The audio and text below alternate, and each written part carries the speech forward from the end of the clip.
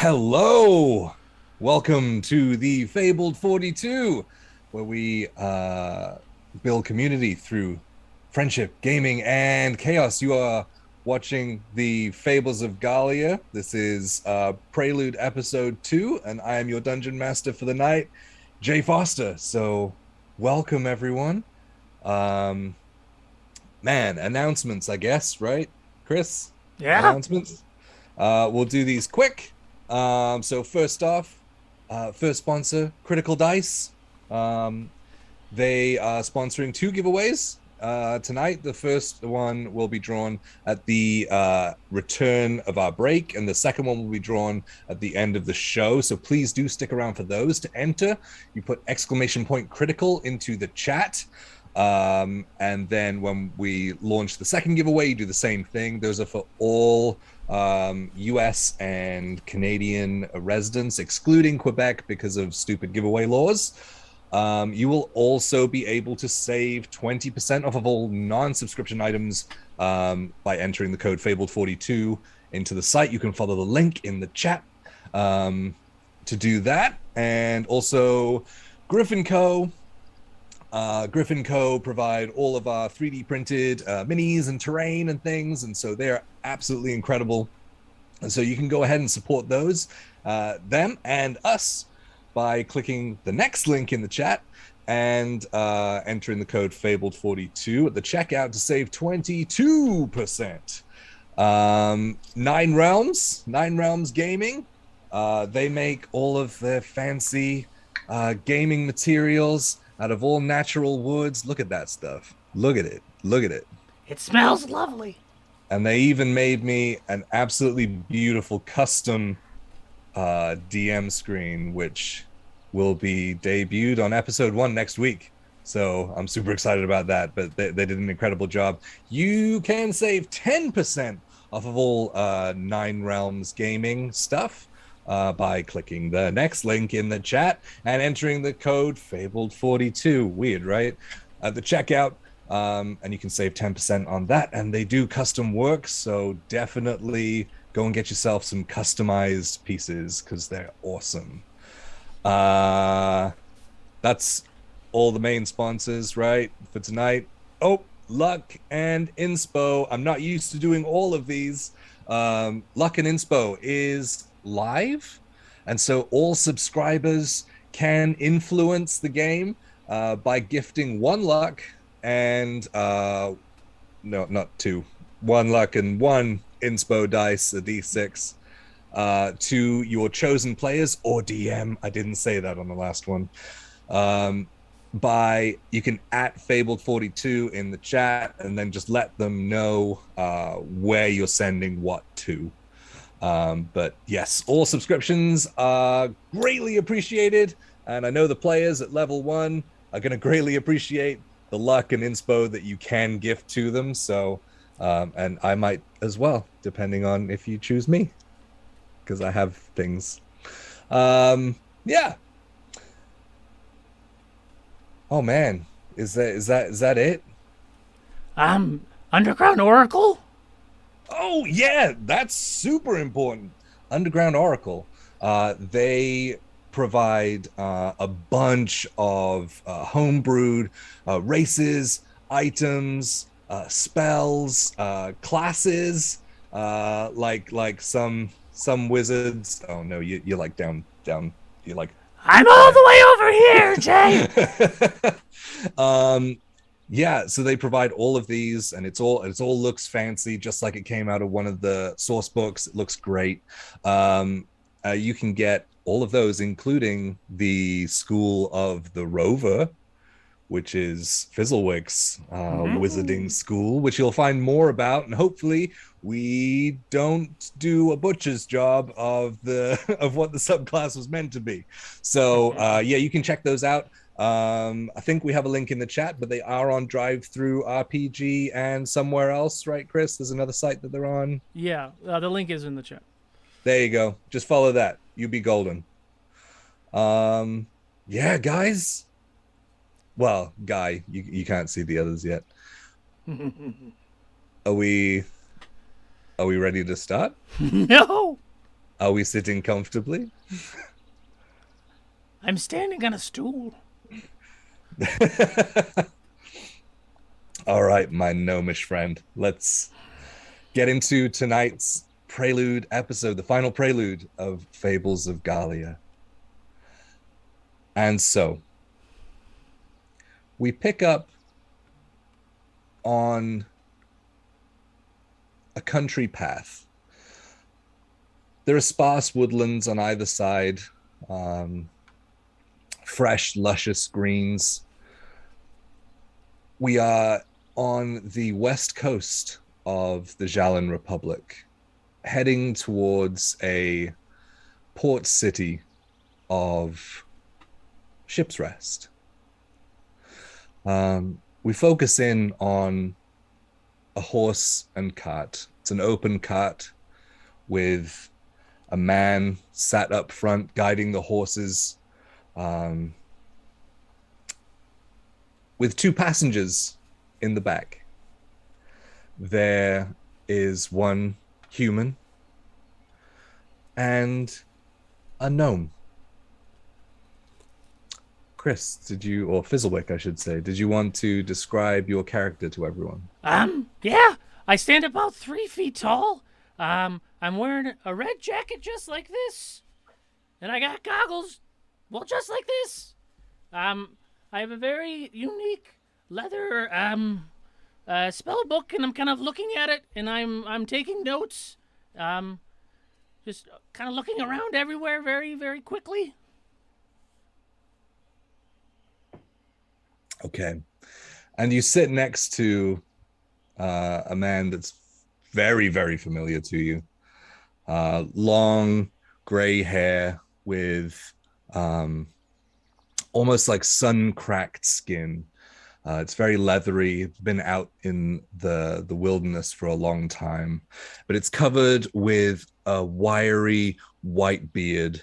He wears brown leather robes, almost like wizard's robes, but they're thicker and act almost like an open trench coat that he wears. He has a wide brim brown leather wizard's hat with patchwork repairs sewn into it here and there, and he carries just a gnarled, there it is, staff across his lap as he's sat next to you. Are we almost there, Gerard? And he gets up. He kind of leans back and turns over to look at the front. And coming into the distance is Ship's Rest. What you can see in the distance is these large wooden pole fence, basically, around the outside with some not huge gates, but something like there's a small outpost there, just checking people as they come in and go out, with a small barrier fence. That's best I can describe there. And he turns back to you and says, "It won't be long now. I would say another 15-20 minutes and we should be there." All right. As you're trundling along, he says, "Are you ready to go back to the market? It's been a long time since we've been here." There's some things I'd like to pick up. I'm just trying to take notes and going through all the things that you and I have been going over the past few months. Just making sure I got everything square away. Double checking those notes. Yes. Fizzlewick, double check the notes. Okay. As he kind of looks over your shoulder at what you're doing. What are you actually writing in there? I'm looking at the identify spell currently.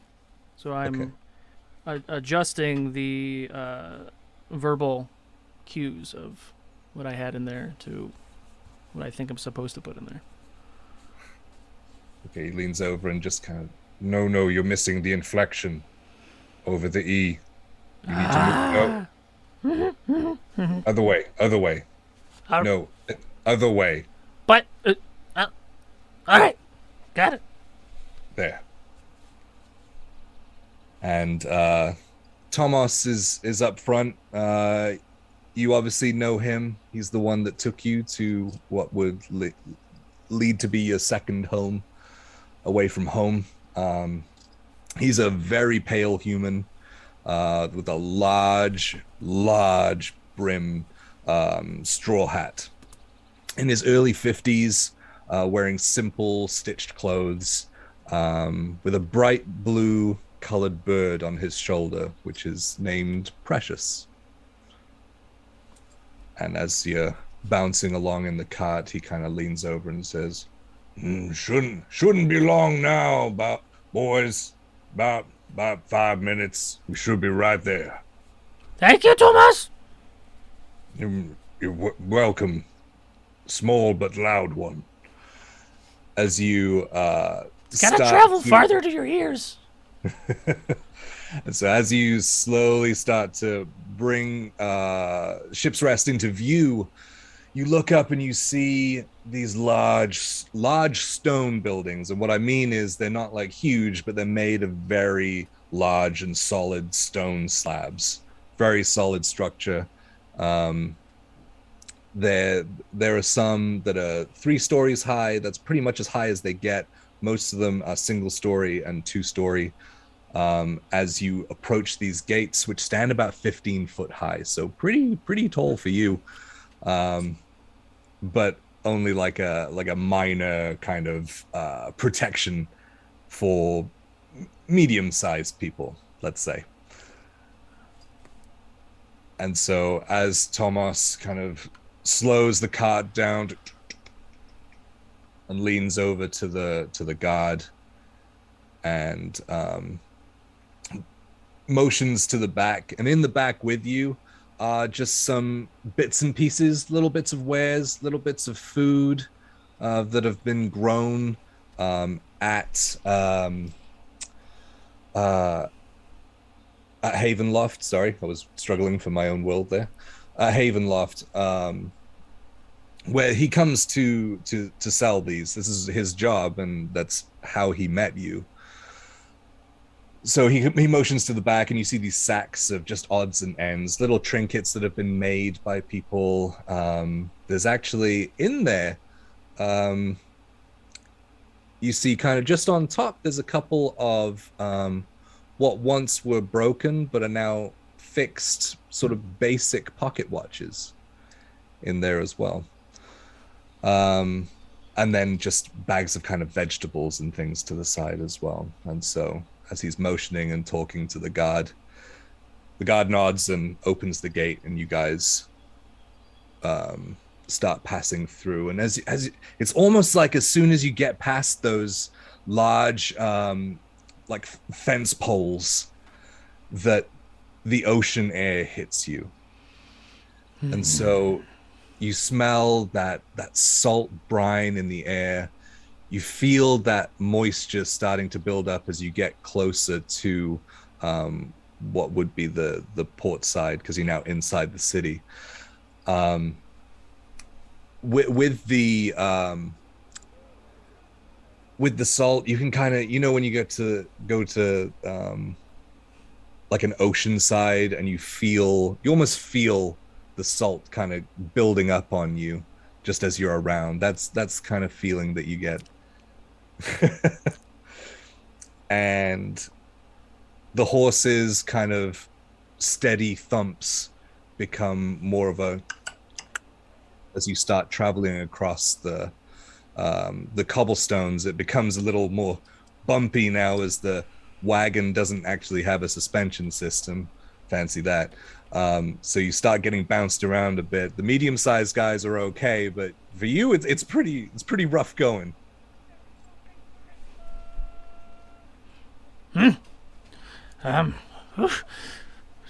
Very bumpy.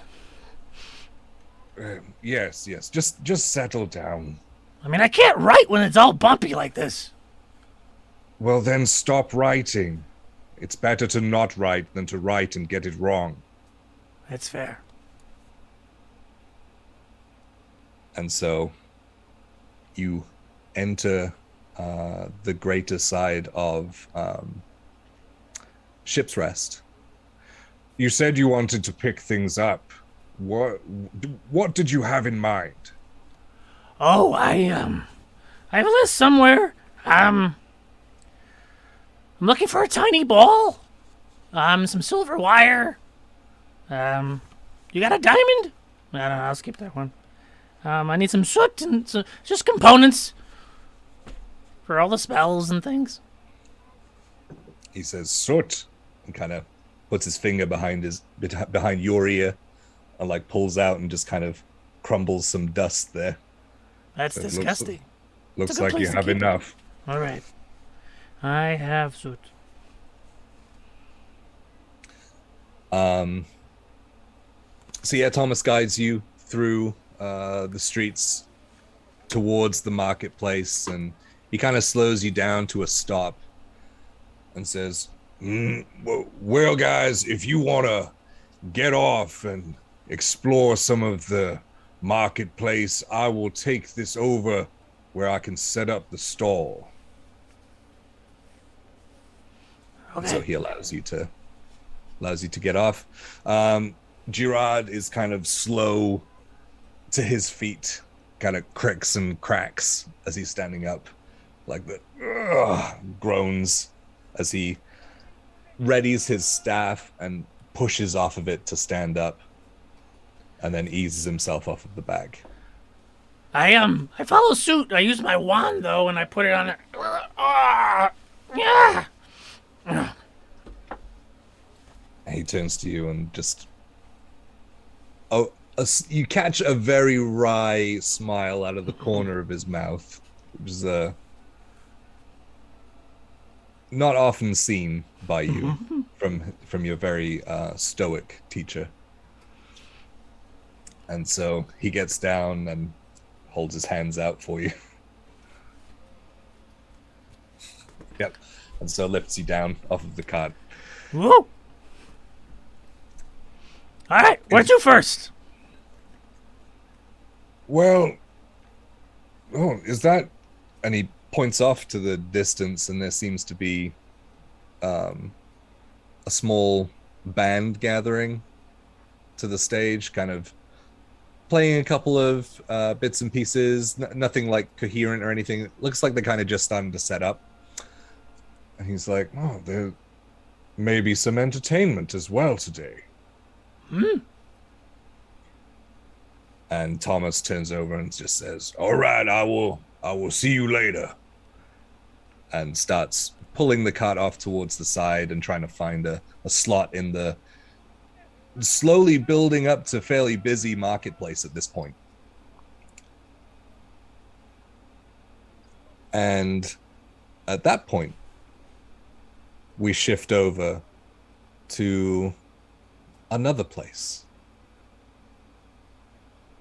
This is on the water.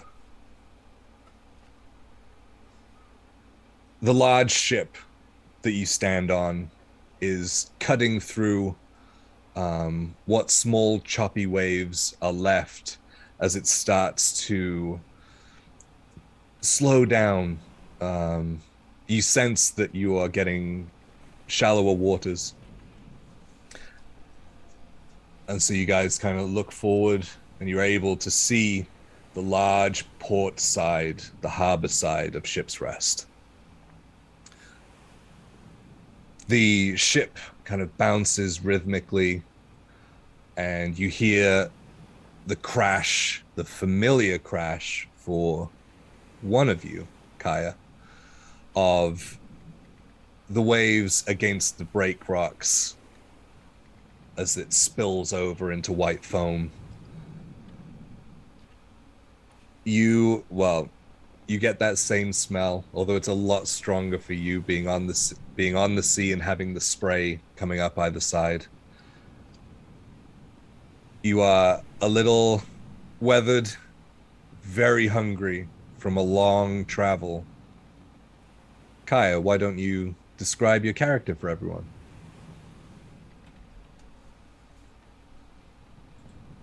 Kaiya is I am an Emerald Gemstone Dragonborn, um, wearing a leather hat. Um, I have a vest and, of course, a red bandana around my neck. I have a coiled leather whip at my side and a shield on my back, below, covered up by my leather cloak with a hood. And I keep my cloak pulled pretty tight around me. And my hood, when my hat's not on, will be pulled over me and covering up. I'd like to keep my face in the shadows to avoid the emerald gemstone scales from reflecting too much light. And stands next to you is your brother through choice. Rhapsody, why don't you describe your character? Rhapsody is, in many terms, the complete opposite to Kaiya. He wears a lot of eccentric robes and other accoutrements, lots of blues and golds, and just a hint of extra here and there. He has a short sword at his side that was gifted to him by his father, and he's just enjoying himself for the day.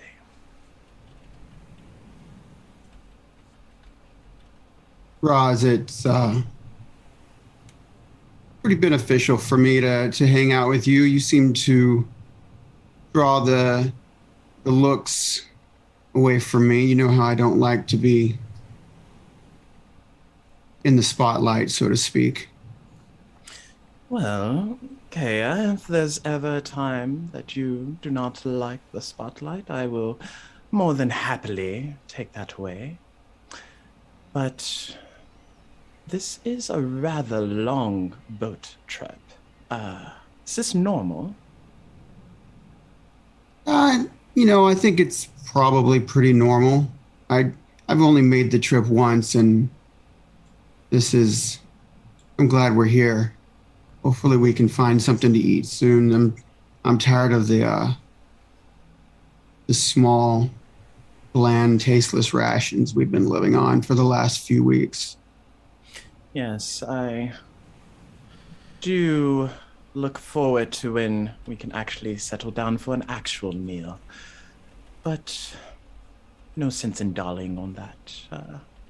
We might, from what the ship captain has said, be arriving today. So that's something to look forward to. Yeah, I think we're almost there. The coastline starting to look pretty familiar. I think we've pulled into the inland waterway route now, so I think we should be arriving later today. So, if I'm not mistaken, you've been here before. I sailed out from here on my way to the monastery. It was a long trek for me. It's my first time away from home, and finding my own way was a little difficult at times, but it worked out. I found the monastery and I found you. And I'm very thankful for that. Would seem our roles are reversed. However, I do enjoy the company that I am currently keeping. It's much different than a monastery, don't you think? Absolutely. It's a lot more colorful. I think it'll suit you fine. Oh, Right yes. as you say the word colorful, you see one of the shipmates off the side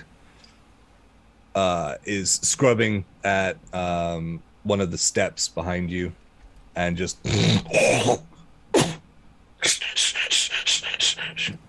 Yes. Colorful. That's the word of choice I would go for. You know, I've only been here the once, and when I was coming through, and so a lot of this will be new to me as well. So we'll get our bearings together. Once we get into port, I can show you a couple of places where I was able to find a meal or two. Well, I do look forward to it. For the time being, I guess we should just enjoy the trip as is. Sure. so right at this. Sorry, go on. I was just going to say, I guess we can go below and grab our bag, get our stuff together, so we can just get on shore as soon as possible when we arrive.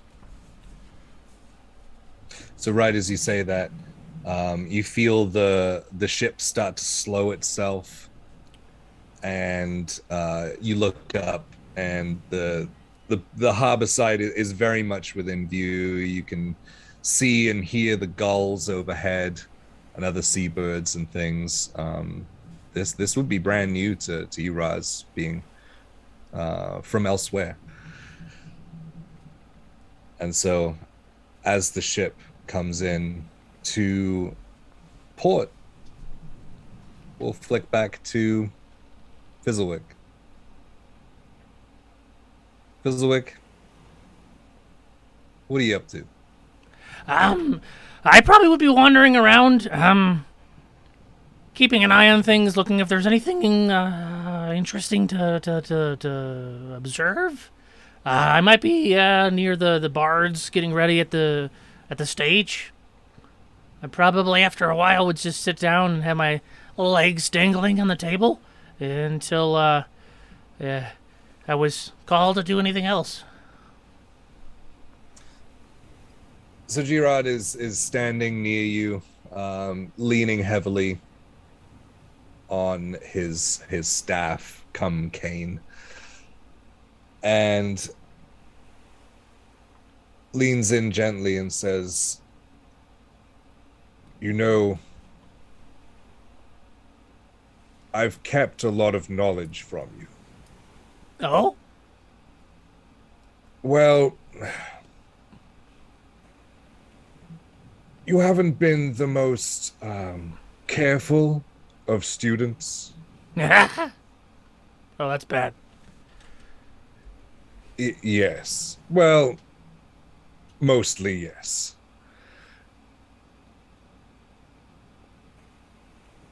I need you to work harder.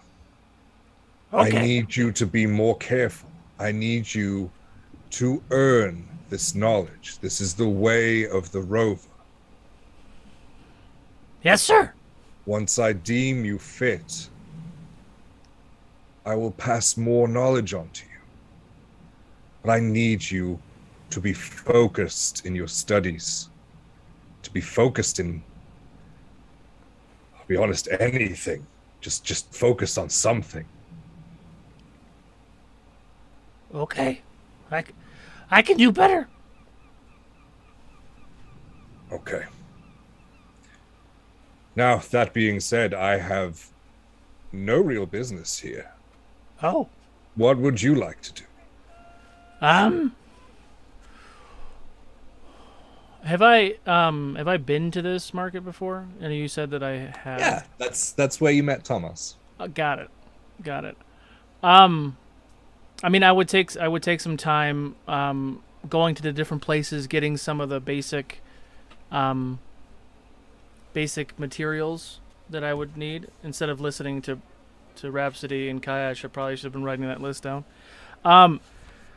So yeah, I mean, I would get essentially all the basic material components. So I would get a feather, the soot, salt. I mean, I know I have soot, All the basic things that I would need. The one thing that I would be looking for, would be the diamond, I think, and I can't remember what you and I had talked about.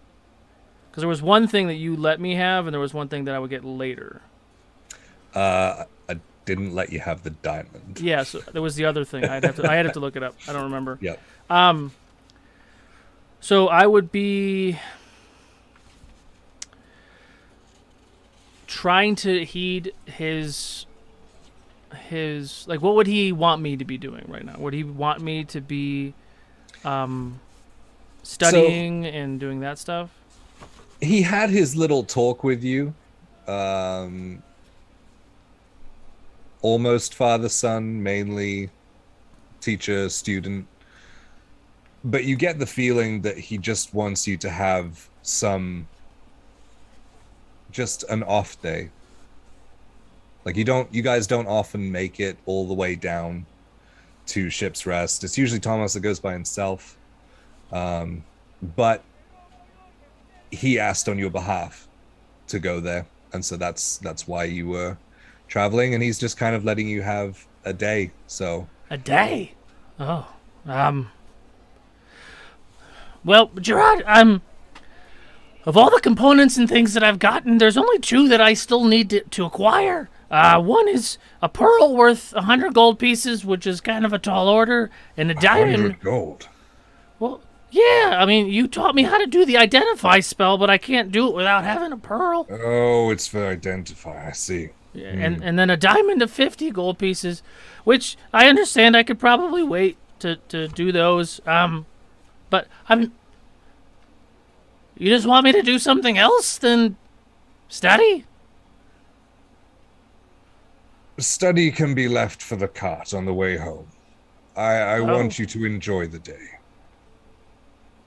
All right. Okay. Are you going to stay here?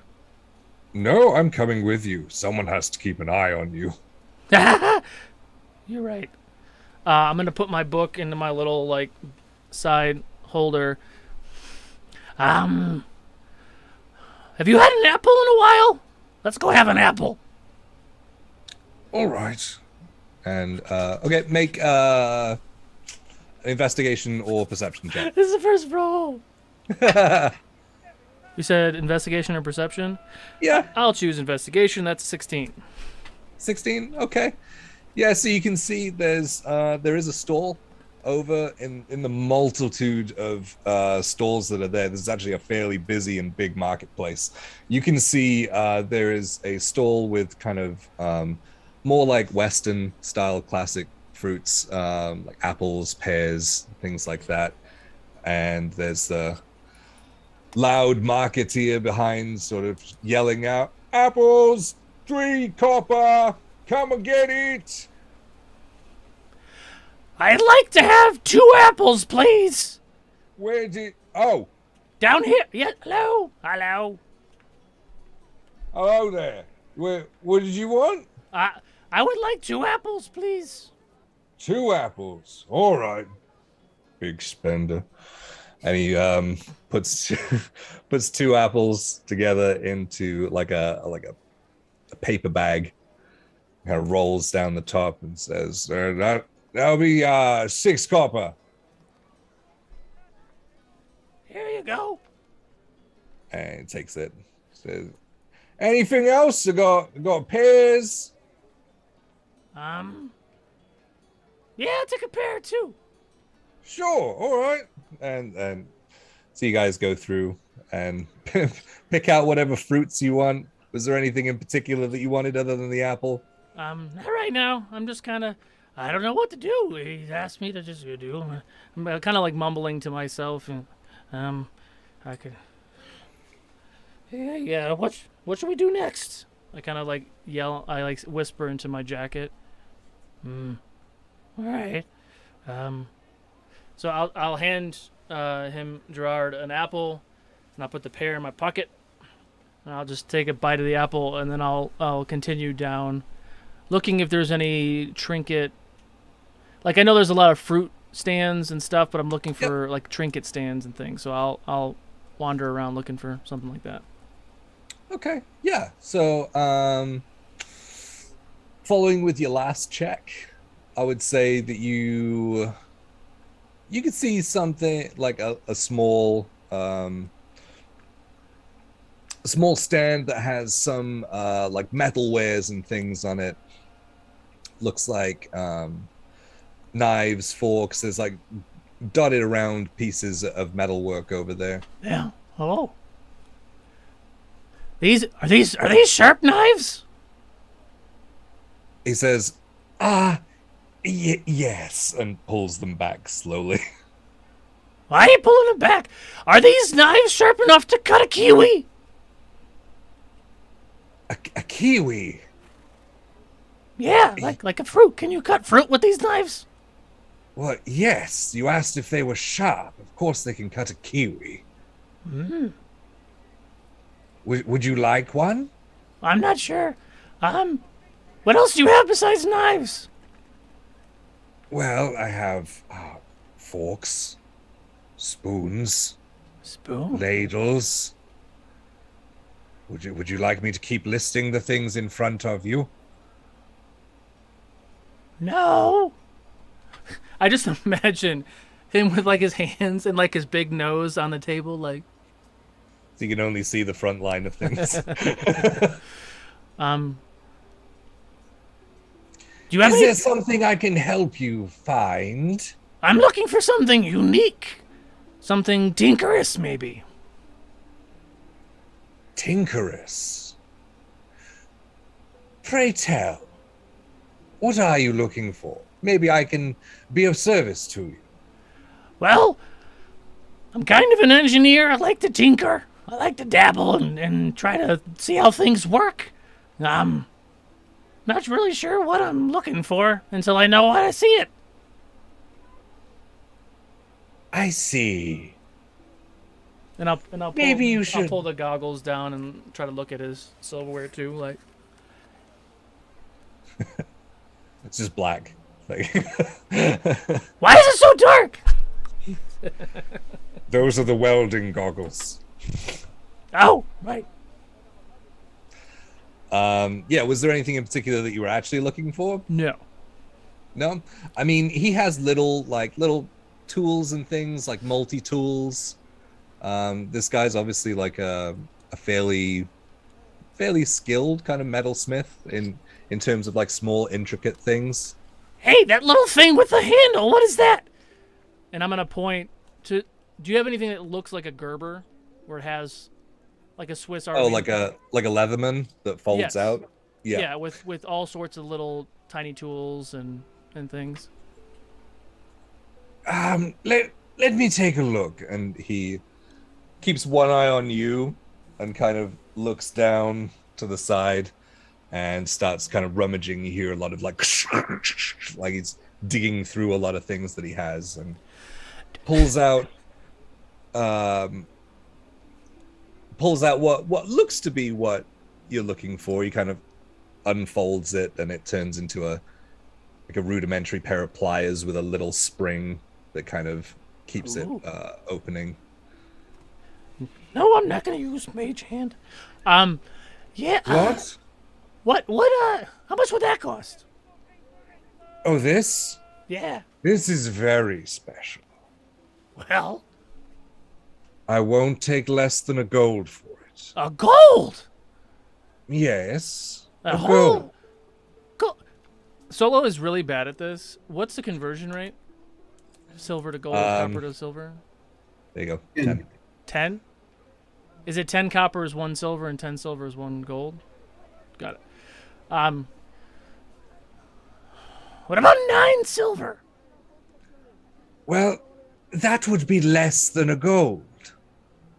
Carry the 2. Yes. So no. If you can't afford said implement, I can just put it back. And he starts to pull it away. I wish I took friends. Fine. No. Here. Pull out a gold. And he takes it and then pulls a like a magnifying glass, almost like a loop, and puts it to his eye and kind of scratches. I would the do that edge. too. No offense taken. Yes. And pockets it and slides over your essentially multi-tool. You don't really know what's in it other than the pliers that he showed you, but you were pretty happy with that, so I almost want to start taking it apart right in front of him, but I'm gonna wait. So I just want to see how it works because I'm gonna make one that's better. So like pop the spring up. Ooh, thank you. And I'm gonna turn in. And walk he looks away. horrified. Oh, I don't know. He's gonna hear me say, "Well, I don't know what you need this for. I can do that better." All right. Well, that's a good idea. That must be a spare bit. Excellent. Was there anything in particular that you wanted to look for? Not in this moment. Okay. And so we'll flick back. We're going to do a little bit of bouncing back and forth. So we'll flick back to the ship. The ship has come to a stop in the harbor. The plank goes down onto the harbor front and the boardwalk that's out there. And the first mate that you know, Pedron, walks up and says, "Well, you guys were useless when you said you were going to work. This one barely lifted a finger at all," and points towards Rhapsody.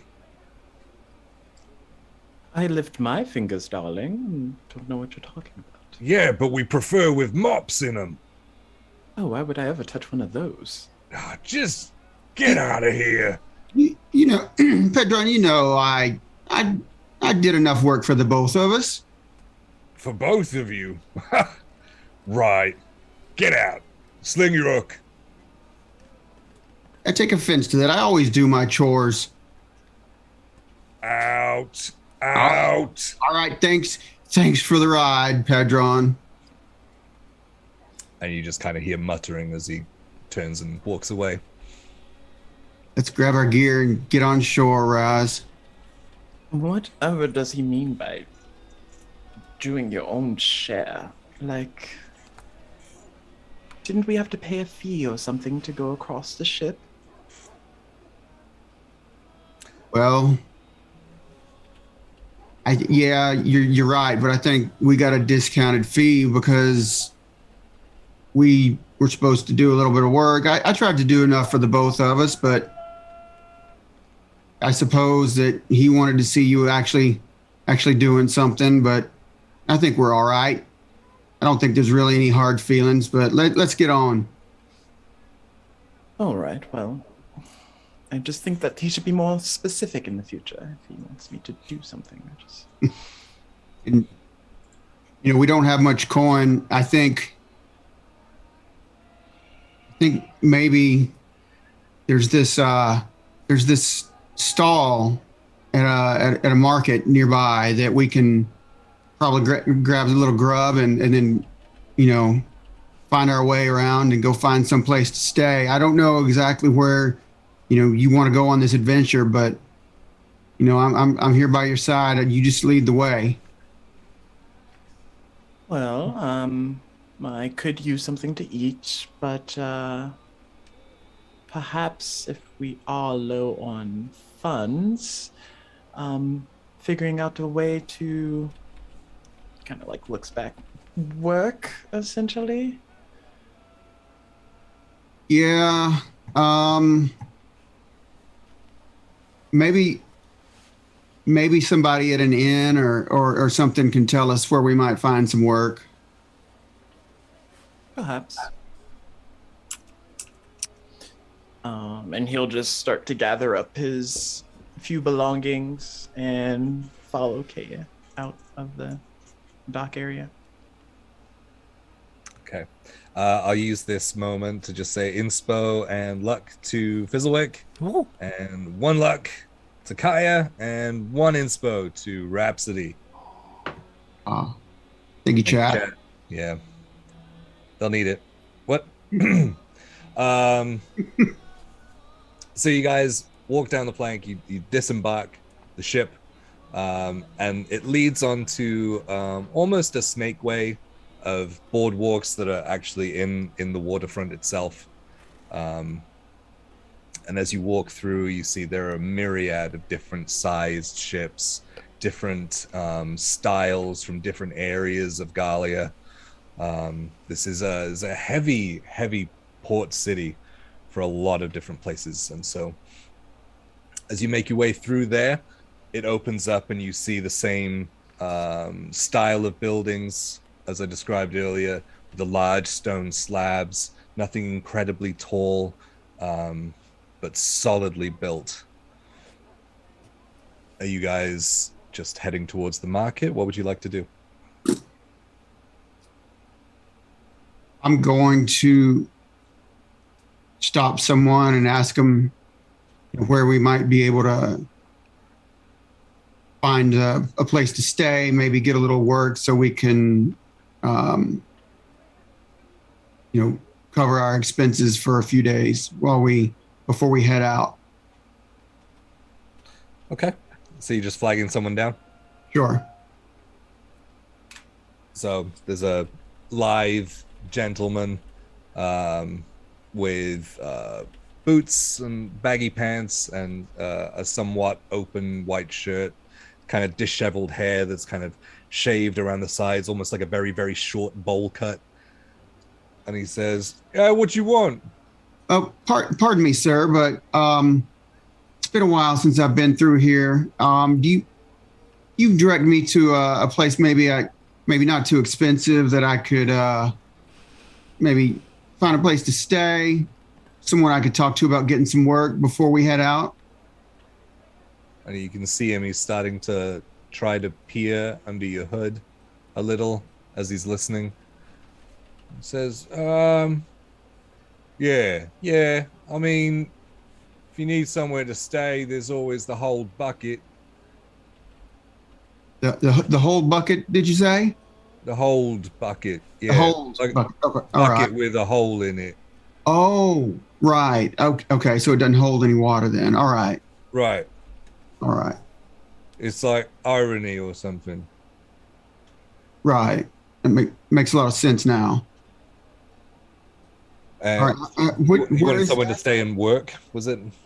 Yeah, sure. My friend and I would like to earn a little coin before we, get on about our business. I see.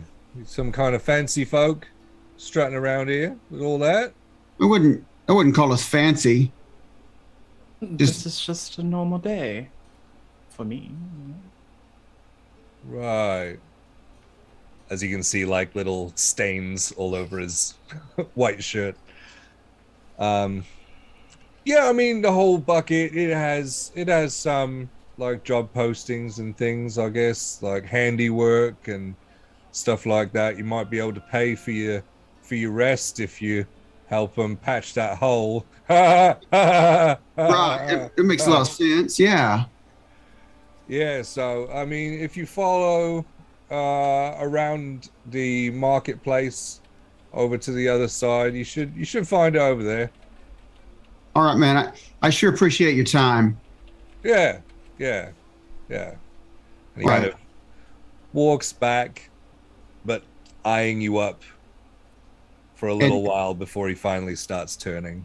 Yeah, I noticed that he's being a little bit too keen on trying to get a good look at me, and I'm kind of hunkering down, pulling my cloak around me, making sure he didn't get a good, doesn't get a good look at me. They always stare so much. We talked about this, but I'm not. I know that you didn't get out of the monastery before I showed up, but I'm not your usual Dragonborn. We're pretty rare having a gemstone Dragonborn. I come from a pretty small settlement where most of us are gemstone Dragonborn, and to be honest, me and my family were the only Emerald Dragonborns I ever did know about. So I understand we're pretty rare, and I don't know what interest they might have in me, but my dad always said to keep a low profile after I left town. I mean, my father told me to keep a low profile, but I don't really have any intents on following that warning. He said that, but I think he knew better. I think he probably knew you weren't going to keep low profile. So anyway, let's get off the street and let's go head over to the hold bucket. Yes. Quite interesting names they have here, the choices. Yeah. It's pretty new to me too. And he'll just wrap up a little bit and kind of start walking in the direction that fellow said that the whole bucket should be. Yeah, so you'd have to follow the marketplace, which is a very, very long market street. He said follow it all the way and then turn the corner, and then it should be across the ways from there. So you guys start heading towards the market? Sure. Sweet. At this time, it is bustling with people. It is very busy, and so if you are trying to keep a low profile, Kaiya, this should be fairly easy to kind of drift in to the background, and it kind of sets you at ease a little bit after that interaction. Rhapsody, you've never seen this many people just toing and froing back and forth, and it seems like organized chaos, which for most people growing up the way that you did would probably set anxiety off, but for you it's intrigue. This is kind of the rest of the world. This is very interesting, Kaiya. Yeah. Do they always gather like this, with their little bags and such? Here they do. I mean, where I'm from, there wasn't hardly more than 50 people in my entire village, and there's 50 people in a 10-foot radius of us, it seems like, but it's a little offsetting, even though I've been here before. It's a little offsetting even for me. I'm going to just kind of hide in your shadow while we make our way, across the market. Well, if you do feel uncomfortable, just let me know. We can hurry along, or however. Well, I don't want to draw any attention to us by trying to rush through here, although there's plenty of people running here and there. Wow, sometimes they get a little loud, and maybe we should try not to get us in any trouble right just yet, though.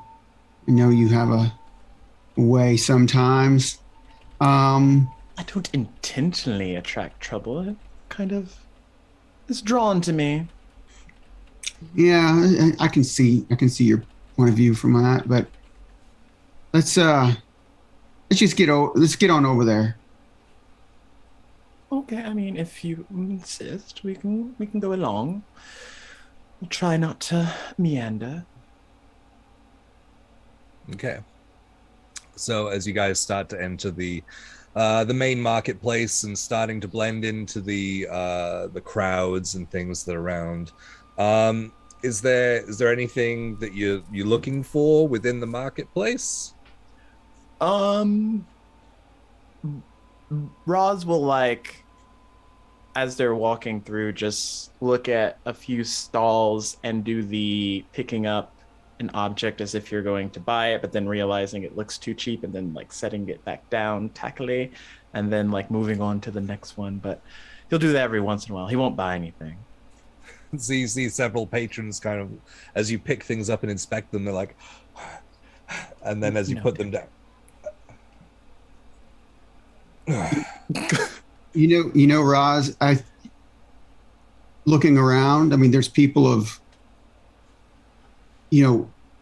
all kinds of, they run the gamut from your rich folk to your your poor folk, and you're flamboyant, and you're subdued, and you fit right in this kind of crowd. It seems like nobody takes a second look at you. Is that something that you're not used to? Well, let's just say in my village where I grew up, we're all just, pretty simple folk. We raise our cattle, we raise our horses. Well, we only had 3 horses for the whole village, but we had a handful of cattle and some farmland that we tilled up and worked year round running different crops.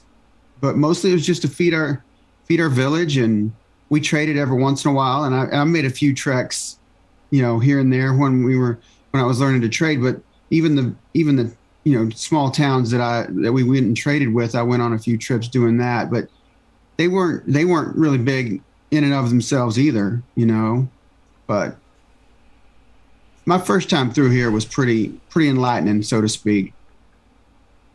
I mean, there is quite a lot to look at. But if you are feeling a bit uncomfortable, I guess we can hurry along a bit. It's just interesting to see this many people out and buying things and enjoying themselves. It's much different than how I was raised. I think you're going to enjoy it, away from the monastery. I mean, I think I probably will too. I think we're going to have a good time. Well, yes, of course. There's never a time I do not have that's not good. Except for that one, but we won't talk about it. Right. That was after, that was a pretty long week of training. That was pretty rough. Both of us. Yes, my father does know how to be rather strict when it comes to training, but alas, he's not here, so. Well, Master Rama always, he has, our welfare and safe, he just wants to make sure we're prepared, and, of course, for him, training is the top priority, and it's important, and we should take it seriously. And of course, he wasn't going to let us not take it seriously. Yes, I mean, I know you weren't there for as long, but that's kind of his take on things. Perfection or nothing. Well, here we are. Well, I think that's perfection or nothing. That's kind of an extreme way to put it, don't you think? I mean, Yes, I know his intent was there, but he does have a tendency to expect a lot from his students. Well, of course, you were raised by him, and he was such a good man, and he was so good to me and kind, and was able to take me in, and he taught me things about how to control my anger and how to look for my inner peace, and that was really important to me. Well, I'm glad he was able to do that for you, Kaiya. I know he did take a rather shining to you. You kind of have the traits of the ideal son that he wished he had. But, well, he loved you with every ounce of his being. Oh, yes. I mean, of course. Yeah, as fathers do, right? Yeah, I just felt that I may not have been the ideal direction he was hoping. Well, maybe you weren't what he was expecting, but I think he couldn't be prouder of you nonetheless. I think I think he appreciates your uniqueness. Did he tell you that? Yeah, actually, before we left, he pulled me to the side and he said you meant more to him than anything, and he just wanted me to, he wanted me to, go with you wherever you went, and we made me promise that I'd get you back to him. Not that I have any more capability than you do, but he made me promise that you and I would get back to him, in one piece, or two pieces if you're counting both of us. But we're gonna go back. We're on an adventure. Who knows how long it'll be? But we got to go back and complete some more training. Yes, well, but while we're here, I mean, might as well live it up a bit. Yeah, that's the whole point, right? Exactly. All right. Let's well, I think look, it looks like the whole bucket is right up here. Don't know why you would name a place after a holy bucket. Maybe they're religious. Maybe, but I think he said it was ironic or irony, which yeah, I get that. But so as you guys walk into the market discussing the way that people name their taverns in the area, we're gonna flick back to Fizzlewick. Having happily disassembled your multi-tool. And like as I'm like in the middle of this project, I kind of wrap it in the cloth that I was working and I shove it in my pocket, focusing on something else now. Yep. Is Gerard following me? Yeah, absolutely. He's just kind of tailing behind. And there's a lot of people, right? Are there a lot of children or just a lot of adults?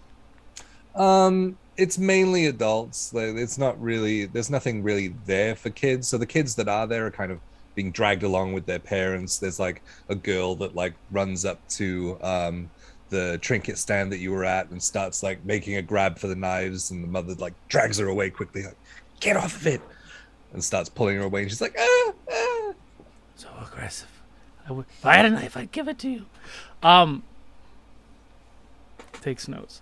Are there a lot of short people, like me, or just all tall people? It is a mix. There's a lot of humans there, because of the neighboring cities around the area. But there are some elven. There are a couple of dwarves. You actually see that there's one stall that's run by a dwarf that's kind of selling mainly like bigger, heftier, like iron pieces. Just tools, though. There's nothing like armor or big weapons or anything like that. And yeah, there's actually there's a gnomish stall as well. And they are selling, what they're saying is tropical fruits from from Sol. Interesting. Thinking. Okay, so two things. One, I want to look for like if there's any art or craft booths. I want to get some charcoal and some paper, kind of what I was talking about earlier. But then also, when the timing is right, because I'm just at the right height, I'm gonna like be peeking behind people's like jackets and like just kind of observing. If I see anything that looks take worthy, I might snatch something. Oh, like peeling people's jackets away as you're kind of walking past and seeing. Yeah, I want to be very. I mean, I want to be sneaky about it, but I'm being very invasive or whatever. Like I just want to be like, what's back here? Ooh, that looks good. Like that sort of thing. Okay. Roll a stealth check. Stealth check. 17. Okay, yeah. So there's a couple of people that you're, because it's cooler being right on the ocean. There are people with a lot of like heavier jackets and things, and as you're kind of darting in and out of the taller people, and just kind of pulling aside Excuse their me. clothing and see Excuse if me. there's anything around their belts, you notice there's one thing that catches your eye is a small coin purse. Do I want to do it? I do. Can I save that roll? That was a natural 20. No, I won't. I won't save that. That was my. So I'm gonna try to take the coin purse. Roll a sleight of hand. Can I use that 20 now? Oh my god! It was almost a 20 again. It was a 19 plus 5, 24. 19 plus 5. So in the quick thinking that you have, you reach into that small wrap of the multi-tool and you pull one of the small blade attachments and you just kind of on the way past, and like butter it just cuts through, and in that moment you're like, that guy wasn't lying, these things are sharp. I'm gonna leave him a 4 apple review. So I'm not even gonna look at it. I'm just gonna put it in my thing, and I'll look at it later. Yep. But once then, I'll try to find an art table or something. Okay, yeah. So off to the side, there's actually a human man who is holding himself in some kind of high regard, and he is doing quick portraits. Oh. For money. And so he sat there on a stool with his easel out, drawing and sketching away these quick pencil and charcoal sketches. That's really good. I'm kind of an artist myself. Do you happen to have extra charcoal, pencil, and paper that I could purchase from you? Oh, you think this is good? Oh, thank you so much. Well, you want to buy some supplies? Yeah. Is it good? We haven't talked about. I actually wanted me to be an artist, ish. So I don't. We can talk about my level, but yeah, okay. I mean, as far as like, it's not like a caricature at like a carnival or something like that. It's not like that. But you know, it kind of it gets the resemblance. So you know, if there was a couple there, they can tell that it was them together, kind of capturing that moment. So if he just drew me, it would just be big eyes and a nose, right? Pretty much. Cool. But yeah, I'm just looking for some supplies. You know, I have some coin to spend, and I'm gonna pull out that little coin purse and kind of like sift through it to see what's in there. Yeah. So in the coin purse that you're just kind of sifting around, you actually find 3 silver and 5 copper pieces in there. All right. Yeah, I'm looking for supplies. Yeah. Well, yeah. I mean, what do you want? He's kind of rifling through his bag. I have 10 pieces of paper and some charcoal and pencils. 10? I mean, and he kind of flicks through his easel. There's not a huge amount of paper sheets that he has on there. 5? Well, I mean, how about I'll give you 1 and 1 piece of charcoal. And he kind of folds it up and he says, and one day, maybe when you grow up, you can be an artist too.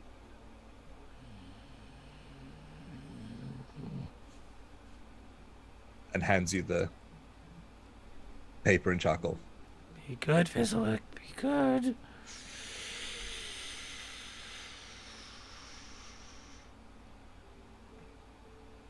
I'll be good. All right. No, And I won't. I'm sorry. Okay. What are you doing? He's gonna see one of my eyes kind of squint and the other one kind of like twitch. I am not a child! And you have a funny face! I need him to make a wisdom saving throw. Okay. This is such a waste. It's worth it. It's a 5. 5. I cast Tasha's Hideous Laughter. So he looks confused at the beginning, and then you see the look in his eyes kind of shift, and his pupils start dilating, and he just kind of and falls off his stool, like cracking his head on the ground. And he's kind of holding it, but still kind of laughing and clutching at his belly. Did he say how much it was for the paper and the charcoal? No, he was gifting it to you. Oh God. I'm gonna sit at his stool while he's laughing. How does this last? A minute. Yep. In a minute, I'm gonna try to draw him on the ground laughing in the best way possible. Okay. Make a dexterity check. That's a natural 20. That's a 23. Get out of here. 23. Here, hang on. I'm gonna picture it. It's far away from me.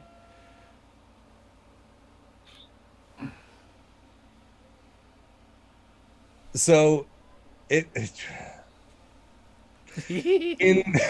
the minute that you've held this charcoal and sat in front of this easel, even though it's pretty high, so you're kind of standing on the stool to get to absolutely the easel, you just kind of lick your finger, take hold, and just and it comes out, and it is, even with the motion, you add like the little motion, the blur, yeah, on him, and it looks pristine. Oh my goodness. I'm gonna take a second piece of paper and a second piece of charcoal and one of his pencils, and I'm gonna leave him 3 silver and walk away. All right, so that happened. Welcome to Fizzlewick. Okay, so Gerard is standing there as you turn around, and he's like several paces back, just hand on his staff and just staring you down. So, Tasha's Hideous Laughter worked.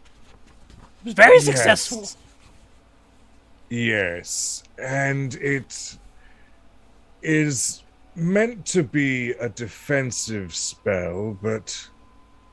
Well, I figured it was better to practice in a non-threatening situation when it was just me, and it worked. So then later, when it is threatening, then I could use it in that moment. Mm-hmm.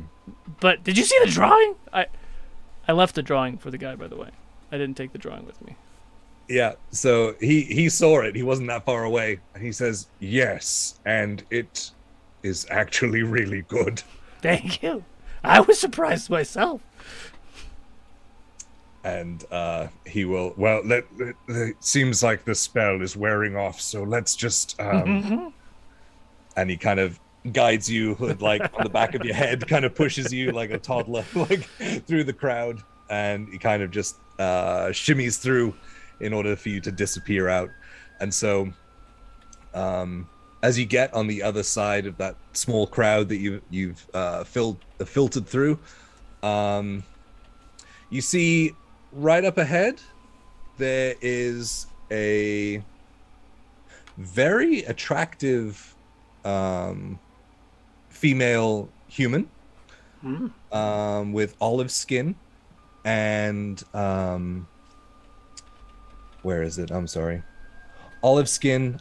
She's almost kind of got this gypsy look to her, with a scarf in her hair and an off-the-shoulder white blouse and a colorful skirt below her with these large, very ornate earrings on. And she locks eyes with you, and she beckons over. Yep. She's about like 30 feet away, but she beckons over. And you can see next to her is a small table that has, in fact, make a perception check, because these are fairly small things. Oh my god, it's the third natural 20 I've rolled today. Get out! My perception's only a +1, though, so that's a 21. Still. What's going on? Get these Critical dice! Get these 20s out of the way. You know what's funny is the first time in my D&D career I have more than one D20 standing by for the preface of Dice Jail. Maybe that's the thing. Well, you've said it out loud now, so. Oh, shit. Anyway, so you can actually see on the table what looks like jewelry. Oh. Yeah, so there are some gemstones. There are necklaces, rings, things like that. There's a lot that's kind of glinting off of the sun, and it does catch your eye. You have some nice bits here. And she says, "Oh well, thank you so much. Is there something I can interest you in?" Well, I'm looking for a diamond that's worth 50 gold pieces, but maybe you can sell it to me for less. Very charming. And Thanks. she turns to her like small table and starts looking through some things and holds up a small ring that has a clear stone in it. Ooh. And she says, "Well, how about this?" And clutches it, but lets you look at it. Pull my little goggles down. Okay. Make an investigation check. I will. 24. 24. It is not refracting light through the stone the way that it ought to if it was the kind of diamond that you were looking for. It's very flat, that you don't get those sparkles of So it's one of those cubic or zubit, whatever the. It's fake. Yeah, it's fake. Oh, this is very nice. Very nice. He says, "Oh, thank you. Is this for your father?" And points over to Gerard, who's a couple of paces behind you. Does it do anything special? Your father or the stone? The ring. Oh, I mean, it looks very nice. It would look wonderful on you, or even if you planted it inside another setting, another lady.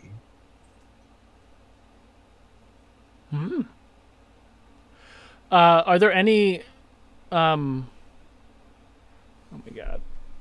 Like the chaosness is just making me uncomfortable. Is there anything everything on the table, does it look real comparatively to this toy? There's some things in there that's kind of mixed in.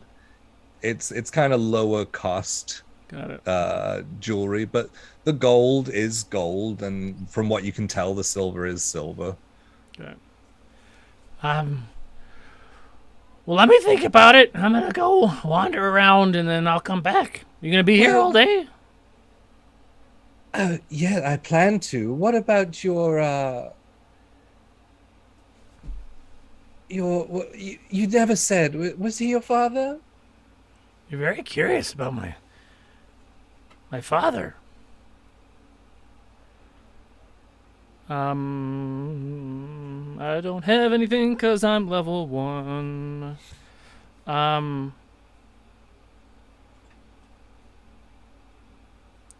You can make an insight check on her if you want. Yes, thank you. My brain stopped working. 18. 18.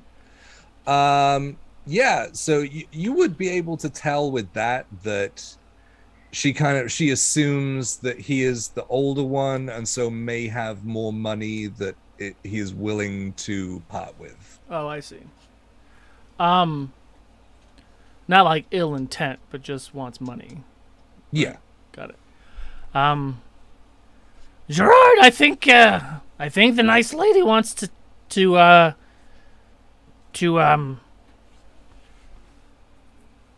to you. And because I was so excited, I totally negated my whole fun mechanic for Fizzlewick for Tasha's hideous laughter. I do apologize. That's fine. I'm gonna turn around to him as he does it. I'm gonna pull out a little copper wire. Charek! Esek Wooks! And I'm going to cast message to him. Okay. She's trying to sell you a fake diamond. Don't go for it. And I'll turn around and smile at her. And you can see he walks up and he's kind of enamored a little bit. He's kind of curious. But he gives you a knowing pat on the shoulder as he walks up and says, "Yes, is there something that you need from here, Fizzlewick?" I was just looking for that diamond we were talking about, but I don't think that's the one. And so she says, "Well, I have many other things that you may be interested in," and kind of flirtatiously looks at Gerard, which kind of takes him a little bit by surprise because this is not usually his interactions with ladies, especially as young as she is. While those two are enamored, what does the table look like? Is it like a table with like a cloth over it? Can I peek underneath? There's no cloth to it. It is essentially only about maybe like a 2.5 foot square. Okay. Is there anything that looks interesting to take? There's a couple of gemstones, like colored gemstones that are kind of lying in between the jewelry pieces themselves that have them set in. And they glint and they look nice. Let me just confirm real quick. Mage Hand, you can see, right? It's only that one special version of Mage Hand that's invisible? Yes. Okay. Yeah, which you don't have. Nope. Don't have it. Do I know that? Okay. Well, you've seen it. Just making sure. Okay. No, I'll just kind of eyeball it a little bit, but I won't do anything with it. Okay. And you can see there's a little bit of back and forth between the two of them, and eventually she kind of leans in and says, "Did I hear your name was Gerard? That's very like Jay is blanking on the word. Exotic." And she said, and he just leans in and says, "Well, that's what they call me." And in that moment, Fizzlewick, as you're watching them, you catch this very, very slight change in her expression. I would say that you would recognize this as the kind of look that you get when you start receiving a message spell. Oh. Mm-hmm. And she looks up and looks very, very sad, very distraught. And her eyes start to well up. And she clutches a necklace, like a small jewel that is like a bead that hangs on a gold chain around her neck. And she says, "I'm so sorry." And she rips it off and slams it into her chest. And you feel, the last thing you feel is a forceful push to the side as this blinding white light is emitted. A huge amount of heat. A large explosion. The other two, you see this as well. You see the explosion happen, but in that minute, as you come to Fizzlewick, and there's all you can hear is this ringing in your ears, as everything subsides and everything takes a while to set into focus, and you see that you were shoved to the side, and you look across and you see Gerard lying on the floor, heavily burned from the legs up. There is lying against the table a charred skeletal remains as it tumbles and crumbles into ash. Gerard is heavily injured, lying on the floor and breathing heavily. Ah! Gerard! Ah! Ah! What happened? What happened? What did I do? And he's clutching his chest, and he starts pulling at his robes, and there is a large burn wound across the entirety of his torso. And his breathing. Fizzlewick. Help! And he reaches out his hand in the direction. He can't see you. You assume that he may have been blinded by the spell from the light. I grab his hand. And he clutches tight on your hand. No. And right then, in the caravan that was behind the now skeletal remains of the woman, the door swings open from the back of the caravan, and pulling himself out is this large monstrosity.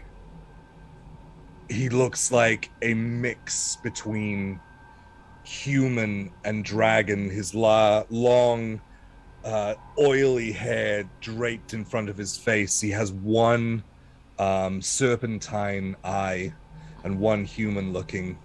He has one very large, almost dragon-like arm, and in the other arm his human arm, he holds a club. His legs are completely reptilian looking as he walks out and stares down at Gerard. And that's where we're going to take a little break. Son of a bitch. Exclamation point critical in the chat to enter the first giveaway. We will be back in like 10 or so minutes to continue with this story. So enter the giveaway. We will draw it when we come back. So please hang on tight, and we will see you very soon.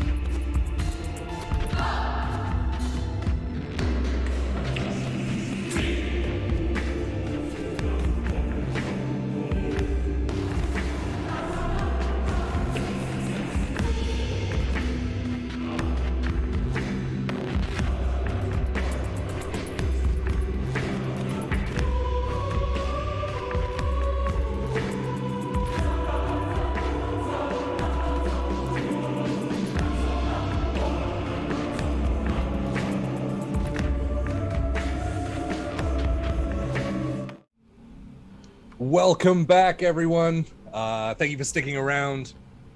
Thank you to the Raiders as well. Lawful Stupid and DM Studios, thank you so much. We're a brand new show. We're in Prelude right now, so if you stick around, hopefully you will see something you enjoy. So, and do we have a winner? SMC Peak 71, you have won the Critical Dice giveaway, but that's only the first one. We are going to be doing another one right away. Exclamation point critical in the chat right now, pronto. Plus, any subscribers can gift luck and inspo to the players or the DM. No! Just at Fabled 42, and then let them know which luck point and which one is going to get inspo. And so we will pick up at the tense moment. Gerard lies to your side, grasping your hand tightly, Fizzlewick. His breathing labored, very shallow, very fast. Burn marks scorched down from his sternum down as he just he tries to make out your shape in his vision. And the large monstrosity pulls his way out of the back of the caravan with his one dragonoid hulking arm and one human holding a club, his dragon lizard-esque legs, straggled hair dangling in front of his eyes, but you see glinting the one serpentine eye as he looks up. Gerard. And as he smiles with that word, you see this mash of teeth going at all different angles, almost like a mix between an anglerfish and a shark, with multiple rows of these piercing pincer-like teeth as he starts walking towards you and Gerard on the floor. Fizzlewick, what are you doing? Gerard, the joke's over. You can get up now. You can get up. I don't know what to do. He holds your hand and he fiddles around and gets his hand under his jacket and pulls a very old, leather-bound, soft-backed tome with browned edges of the pages, very worn, and he puts it against your chest with his other hand and says, Fizzlewick, it's your time to earn it. And with that, his breath, as the monstrosity stands looming over you, and he reaches down and grabs Gerard by the neck and pulls him up using his dragonoid arm and just holds him, looking at him, smiling. And he just says, "Found you." And with that, squeezes, and you see Gerard's neck just to the side, and as his eyes lull and all of the muscles in his body suddenly relax, suspended in the air, he looks down at Fizzlewick, and I need everyone to roll initiative.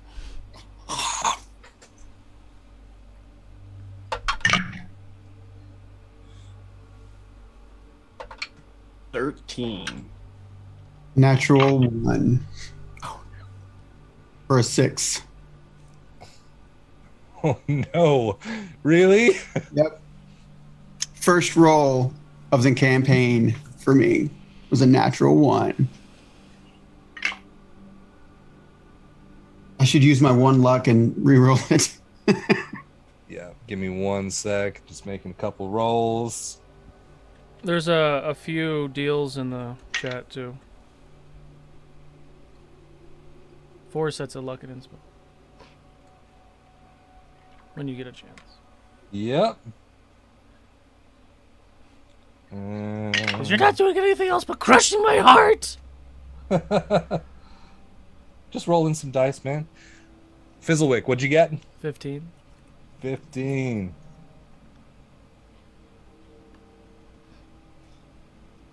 And Kaiya. 6. Oh. And Roz. 13. There you go. So we'll start with you guys, because we kind of had a little interaction at the top. You guys see this. What it was a giant cone of fire that emanated from one point that you can see through the crowds and through the intermingle of people. Now people are shouting, screaming, and running in terror, fleeing around you. And as you're trying to kind of see, they're bumping into you and things. What are you guys doing? Kaiya? You know your dad wouldn't want us to just let this go. Suppose you're right. We got to at least get over there and see what's happening. Okay.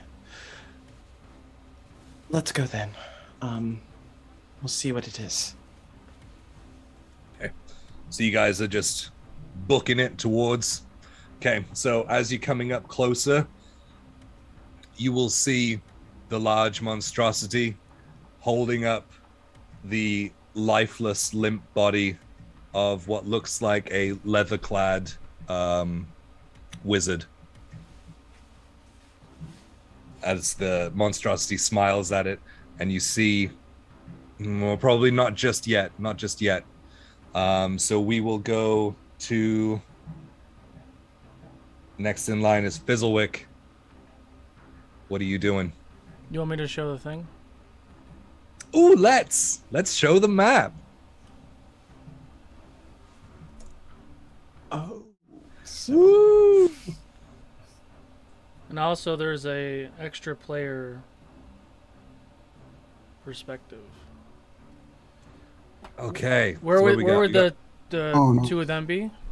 So we got luck to Rhapsody, inspo to Kaiya, and luck to me, and inspo to Fizzlewick. Thank you guys. Chat. I don't think that the DM needed inspo or luck in this situation. Come on, you guys are you guys are level 1. You got Level this. 1. Chris, what were you asking me? Where would Kaiya and Rhapsody be? They would be, I would say, off map right now. By the next round, they'll be right at the edge there. On the bottom, going north. Top right corner. They're Coming coming in, around okay. that way. Yep. So, Fizzlewick, what are you doing? So, real quick before I dive in, what are Ooh, your... luck and inspo to me. Yeah, I also sent you a bunch in the Discord. I got that. Okay. So what are your spell casting rules? Can I cast a level 1 something as an action and a level 1 something as a bonus action? Nope. As written. I do leveled spell and cantrip if you have the economy for them. Is this Big Ugly looking at me? He is currently looking up and smiling at the now lifeless body of your tutor. Would I think I could get away without an opportunity attack? You can make a stealth check if you want to kind of slip away while he's distracted. 11? Yeah, DC was 10. Okay. He's like consumed with this task at hand. Bad pun, sorry. Yeah, I'm gonna run towards the Yeah, I'm gonna run towards the stage. And when I get to the stage, I'm going to curl my hands, almost as if I'm holding a ball. Ixen, Bluthel, Levnium, and I'm gonna launch a firebolt at him with All right. tears coming in my eyes. Roll an attack. 19. That hits. Roll some damage. 7 points of fire damage. 7 points. Nice. And that ends my turn. I'll probably, like, as I cast it, I'll probably be shaking and just holding it. Okay. He gets hit with this firebolt and he drops the body to the side and he just locks eyes with you. And then we come to Raz and Kaiya. Are you just still booking it to get on the map? Yeah, dashing, to get there as quick as possible. Okay, cool. So the monstrosity is going to turn to the caravan, and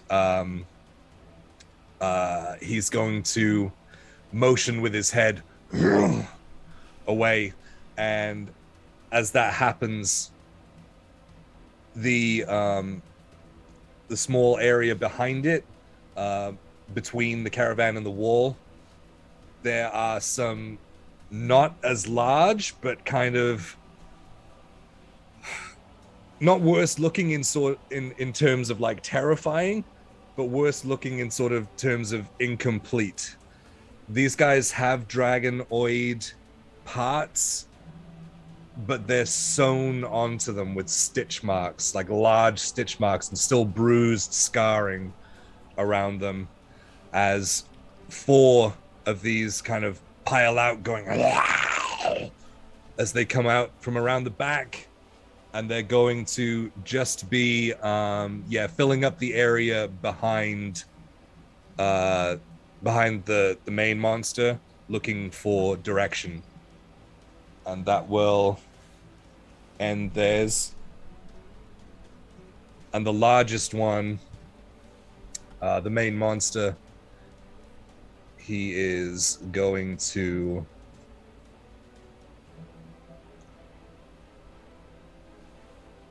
he's going to walk towards Fizzlewick, and then he's going to take a swing with his claws. So that is a 17 plus 5 to hit. Luck point, please. Oh, all right. 16 plus 5. Damn it. Yeah, that hits. All right, as he takes a huge swing with this dragonoid arm, with these extended claws. They gash across your body, and you will take... Oh, I rolled a 1. 1 plus 3. So that's 4 points of slashing damage. And... I'm down. No, I'm kidding. And I'm not done. I rolled a 2. Come on. 2 points of poison damage. Cool. Yeah. Hey, Roz, what do you think that was he's drinking?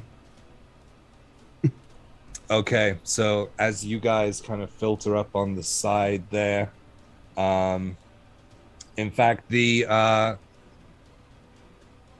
gray disc lizard guy, is going to follow behind the dragonoid, I'll call him. Yeah, the people are starting to disperse.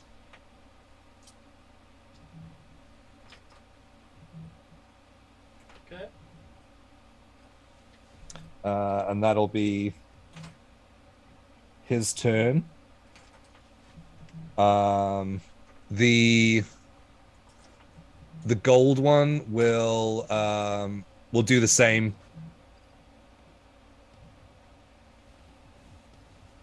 And then we have Kaiya.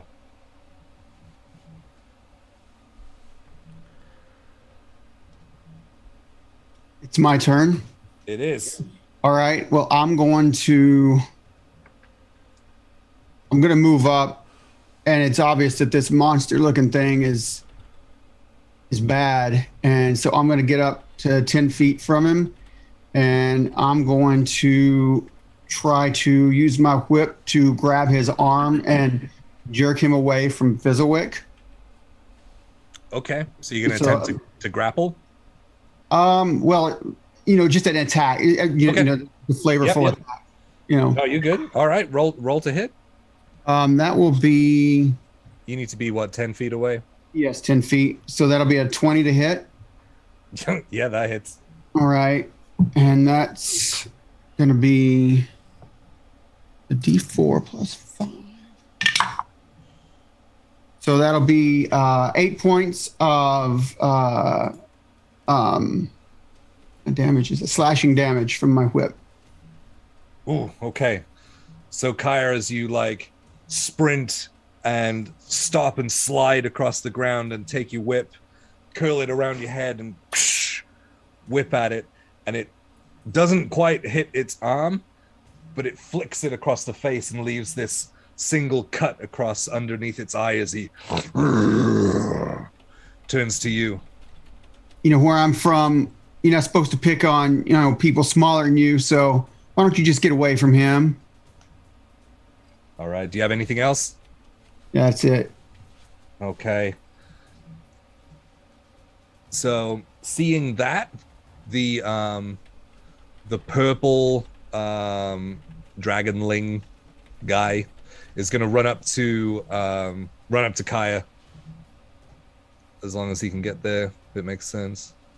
Yep, it's like 15 feet. Okay. Yeah. Sweet. And we'll engage. He'll attack.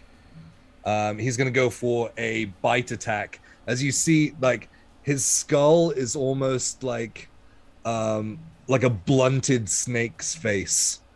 It has these slit-like nostrils, but no real nose as it's pushed back into its head. And it seems like it's almost like a snake's face has kind of been pushed into human skin as it comes out and takes a bite at you. That is 18 to hit. Kaiya. That hits.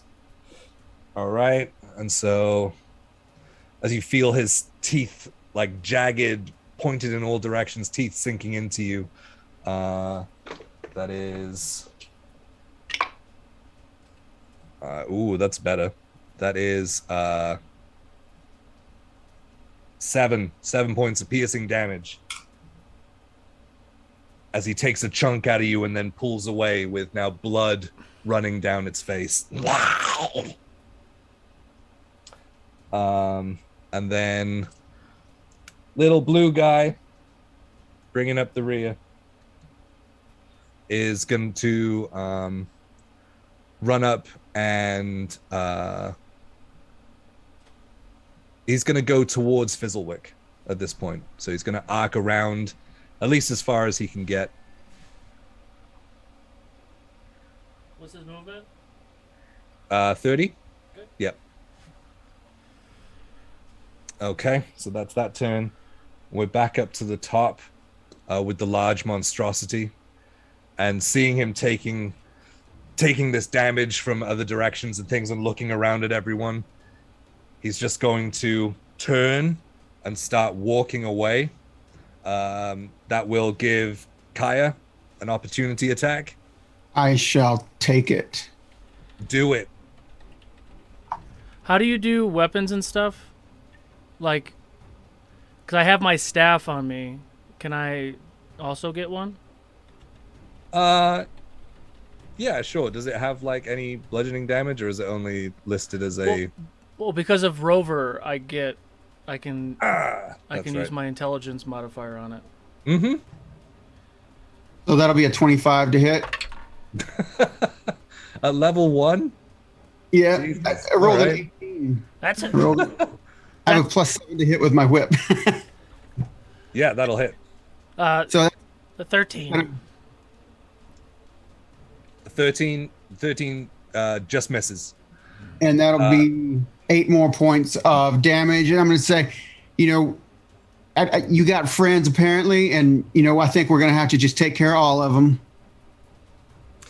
Okay, so as you kind of curl your whip back again, and whoosh, a large laceration goes down its back, and the skin starts to peel away, and you see green underneath it.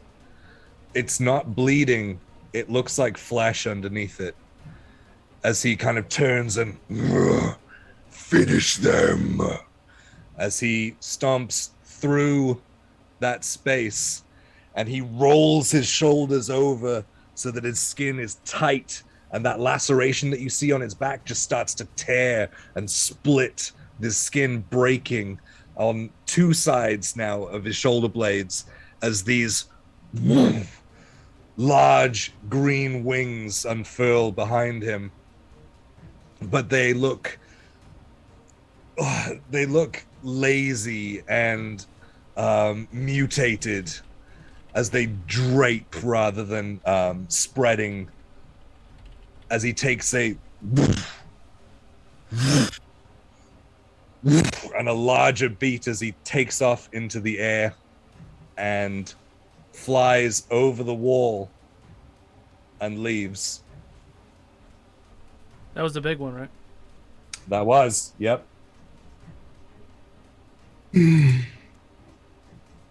Fizzlewick. One second. I sent you a chat. We have a regular healing to Kaiya and one to me. Oh, there you go. Wow. How do you do healing potions? Bonus action. Bonus action? Bonus action, roll for it. Yep. Okay. So we have 4 smaller looking scary dudes. And luck to Kaiya, inspo to Fizzlewick. Oh. Thank you. And there's looks like a couple people are aiding me, or aiding in this endeavor. Yeah, that's what it seems. I don't like where I am. I'm gonna run behind the 2 beefy dudes. Bonus action, drink my potion. And Okay. then action, I'm gonna firebolt. All right. Who you aiming at? Who looks the worst? They're all looking pretty fresh. Blue. All right. Ixen, Bluethel, and Dim. And then firebolt. Yep. Roll an attack. Inspo. 17. 17 hits. You got it. 9 Roll points of that fire sweet damage. Fire damage. Whoa. All right. Chill out. You just killed my dad. You chill out. What's a regular healing potion? It's 2d4, right? 2d4 plus 2. First level. That's a 1 and a 3, so that's 4 plus 2 is 6. Nice. 6 points of healing to you. Action, bonus action. Are you moving? Yeah, I moved behind. Oh, yeah, you already the moved. 2 Yep. guys. Yep. Here we go. All right. I have Rhapsody. Let's go. Offhand, thinking him to be a child, do try and take cover, dear. And You just watched me shoot fire. Yeah, that's nice. He'll take his fabric from some part of his clothing and quickly wrap it around the hilt of his short sword and run up and kind of like vault over Blue. And as he's coming down, he'll quickly pull against the fabric and cause the short sword to like strike down on this blue creature. All right. Roll that attack. That was some awesome flavor. Let's hope it hits. Let's hope it hits. Something happened. 21 to hit. So, 21 hits. Hold on, guys. Hold on, guys. The stream is frozen. Oop. I'm gonna go to break.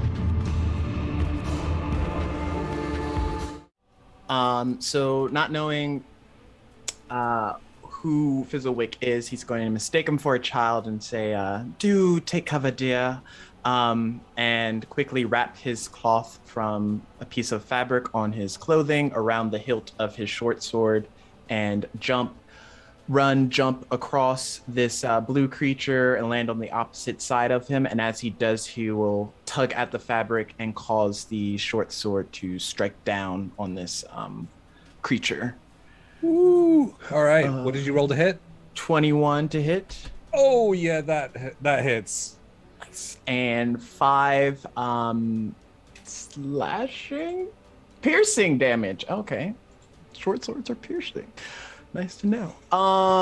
And while he's there, he will quickly move with the flow of the way his outfit is kind of like resituating itself and go for an unarmed strike on the same creature.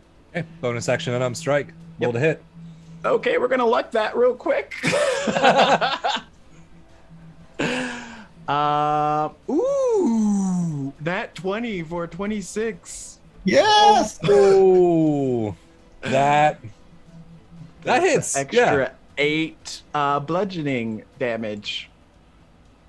Hey, Raz. Oh yes, dear. Sprinkle some flavor on that kill for me. How does that look? So without skipping a beat, the way Ra's move is almost like fluid water.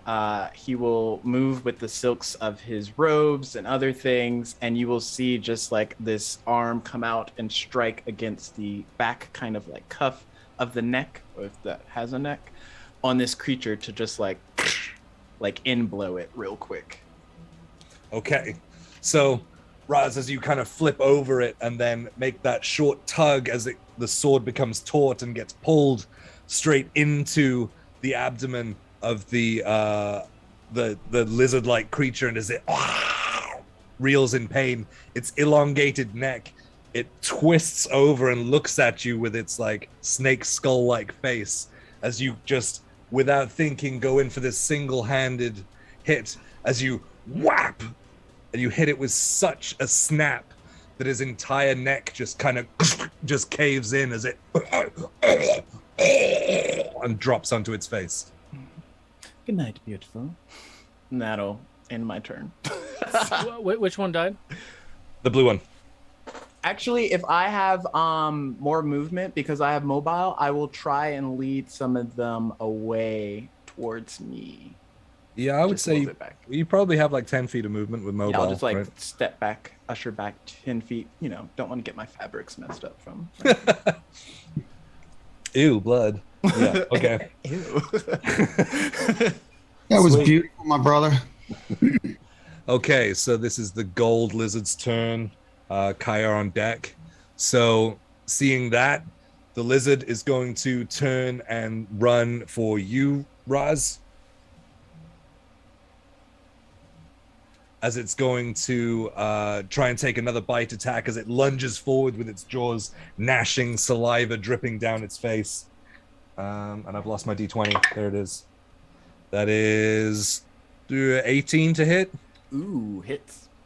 All right, so you take 3 points. So it mostly gets fabric, but a couple of teeth kind of dig into you as you feel like the sharp pain ripple through your body. I don't have my reaction back yet, do I? It has not gotten back to your turn, no. Okay. All right, and that is, that's Kaiya. It's you. All right. And I'm going to see this, and after he attacks Raz, I'm going to take my whip around and I'm going to try to wrap it around his neck and just jerk him away and hit him to the ground. The gold one that attacked Raz? Yes, and that is a natural 20. Holy. Okay. Are you moving towards him? Because you will take attacks of opportunity.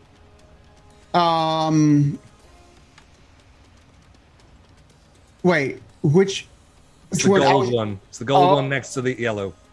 Okay, that's all right. Then, If you want to change the person you're attacking, that's Yeah, fine. I I'll thought let you that keep was- it. I I'll let thought- you keep the crit. I didn't realize that was that far over there. I'm going to attack the one that's right in front of me then. Purple or light blue? Purple. Okay. All right, and that's a D4 plus 5, so that's 9 points plus reroll 3, so that's 12. 12 points of slashing damage with the whip right around his neck. Oh yeah, yeah. So, kind of enraged, you let the whip go as it wraps around this elongated neck of these weird, kind of mutated monstrosities. As you pull it taut and it pulls tight around its throat, you see it digging in and starting to bleed around its neck. You have anything else? Nah, that'll do me. Sweet. All right, and then we have so the purple one is going to bring its club up and try and come down onto your neck with it from behind. All right. So that is that's a 7. That's a 11 to hit. It does not hit. So as it comes down, you just manage to kind of see it out the corner of your eye. You move slightly as it just bounces off of the ground behind to the side of you. I jerked the whip a little bit, got him off balance. That's it. And yeah, that's it. So, and he's gone. So Fizzlewick, we're back up to you.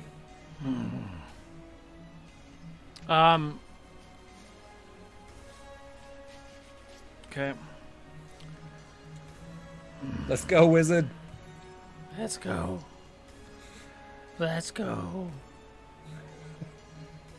Raz, you're on deck. I can't do very much. Yeah. Same thing. I'm going to kind of take I'll take a 5-foot step to the side to kind of put Kaiya in front of me. Uh-huh.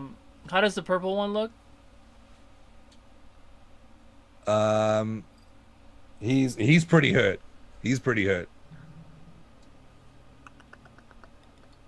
Yeah, I'll fire bolt that one first, and then kind of take a step behind Kaiya.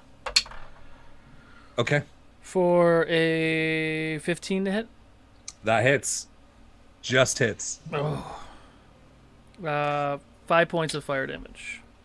Nice. Yeah, so as you step out to the side and just let off this arcane fire burst, as he's still wrapped around, it catches him in the chest as he and continues to cough up more, but there's now this smoldering black wound in the middle of his chest. He is looking very rough.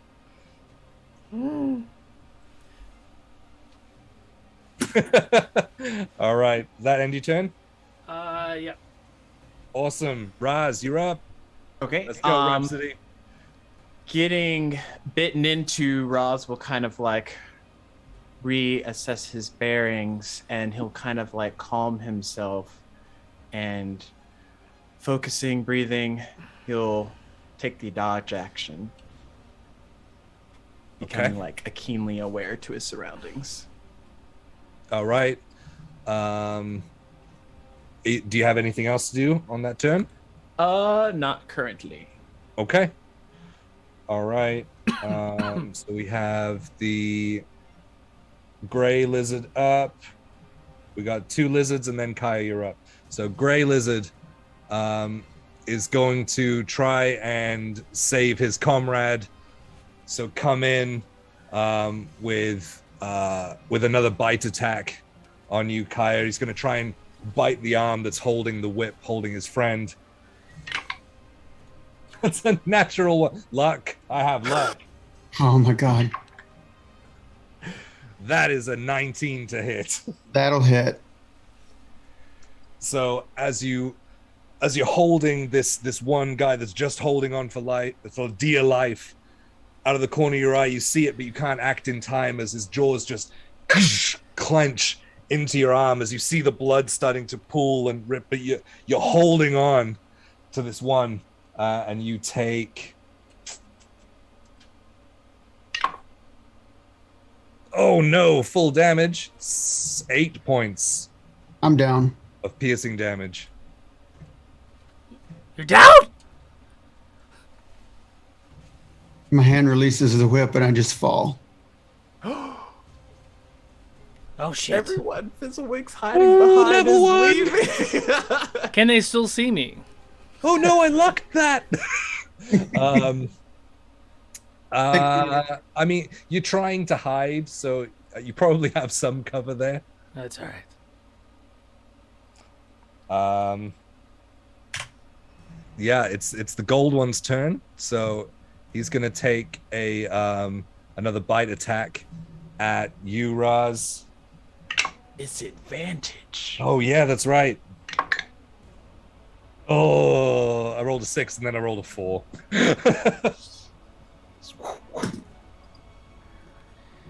Luck to Kaiya and inspo to Fizzlewick. Thank you. I should have made you re-roll it again with my luck. You could have. I didn't even think about it. So as this guy comes in to bite at you, your monk-like dodging kind of just moves and sways, and all of the layers of clothing that you have and material kind of just gives this weird illusion of where your body is as it's unable to find purchase, gnashing at you. And that ends that turn. Kaiya. Oh no! I need you to make the campaign's first death save. Oh my god. Let me tell you. There's a Yeah. fail. Fail. Oh no! You want to use your luck? Yeah, I do. It's a D20 roll. Failed again. Holy fuck! I'm I gonna, don't swear, sorry. Can I add a inspo to that? Or no? Only a luck? Yeah. Or I'm gonna use another luck. Failed again. Okay, I'm just gonna take it. I used all my lucks. Okay. Okay. So that's Kaiya. The purple one there. I'll roll a perception check, see if he can. Oh, that was a nat 1. He does not see Fizzlewick. So he's going to take off running after Rhapsody. Purple?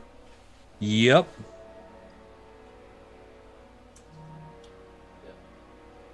Oh my god.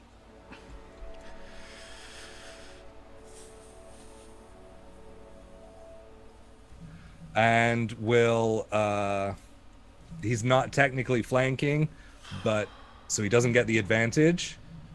But he does dodge still act until your turn? Yes. Okay, cool. So he'll take another bite, and that's a 9 and a 6 plus 5, 11 to hit. Misses. Just these cloths and materials that just keep moving around. They're just they're both of them just gnashing at you, and you're just moving with the wind. Yep. So we're back up. Fizzlewick. Don't be a hero. Don't be son of a bitch. Razzle snacks. I'm gonna climb up onto Kaya's chest. Yo, listen here! You're gonna get away from this very familiar. Is he your cousin? Ah! And I'm just gonna throw a firebolt at him.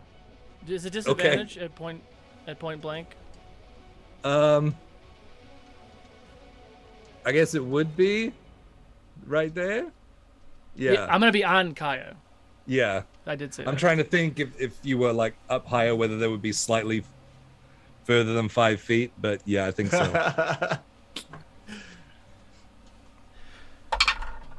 Oh my god, the first one was a natural 20. Healing potion to Fizzle. Ooh. The other one is a 22 though. 22 to hit. Yep. That hits. 10 points of fire damage. Max damage. 10 points. Fizzlewick. Dash some flavor on that kill. How does that look? With tears still in my eyes because my friend and my mentor is dead. And this other person just fell dead in front of me, and I'm just tired of this malarkey. And I'm gonna pull up that fireball now and utter those incantations. Ixen Bluthel Levnium at his face, and I just want his face to melt and like a hole go through his skull and just the fireball shoot out the back. Beautiful.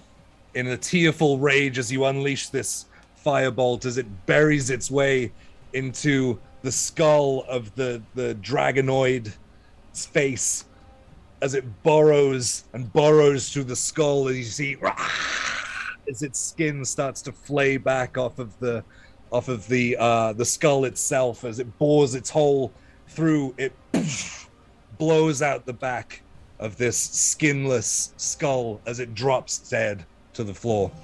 You have a bonus action and a healing potion. I'd like to drink it. No. Can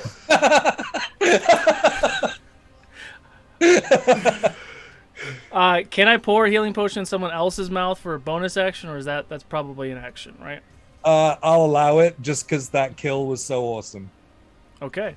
I'm gonna, like, kneel down on this creature's chest, pop the cork, and be like, I should give him my potion instead of his. I pour the potion into his mouth, so the first thing he sees is this. Oh my God. Are you okay?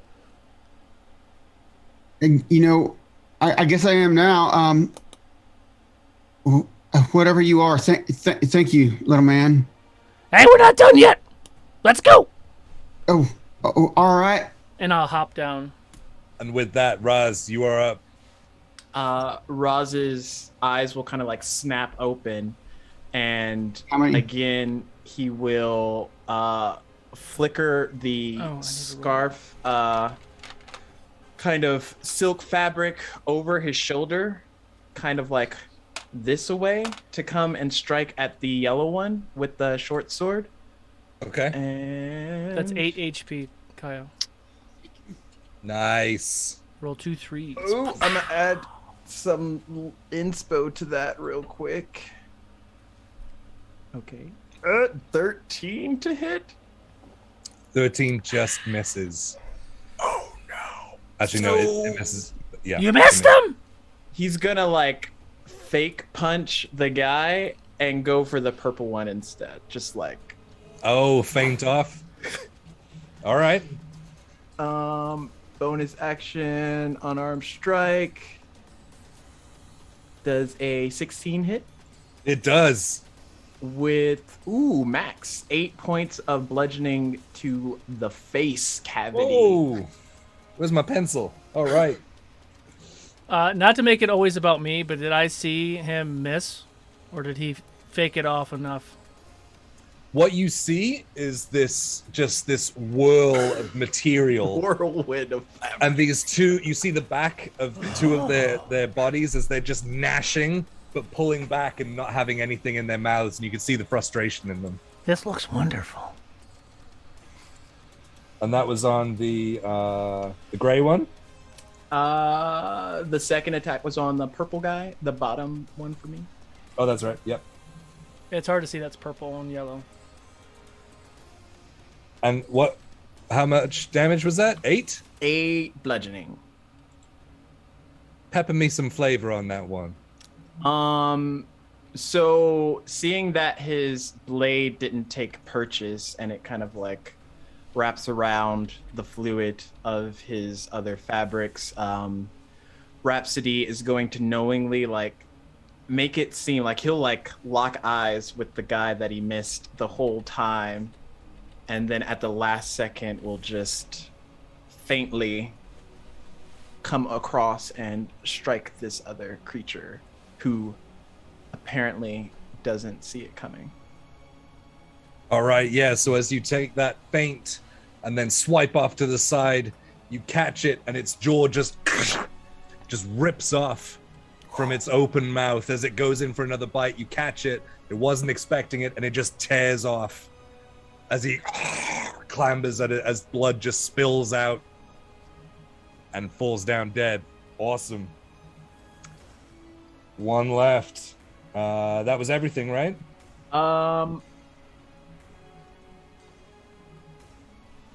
Since I have mobile, I will try and reposition myself so that I'm between Fizzlewick and Staying in melee with the gold one, or are you getting I'll further stay in away? melee. Just Okay. So. Yeah, so that brings it to the gold one. So he's gonna turn and he's gonna take his heavy club and just bring it straight down in an arc for you, Raz. That is 18 to hit. Ooh, that hits.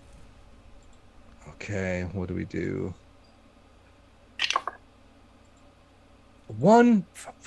3 points of bludgeoning damage.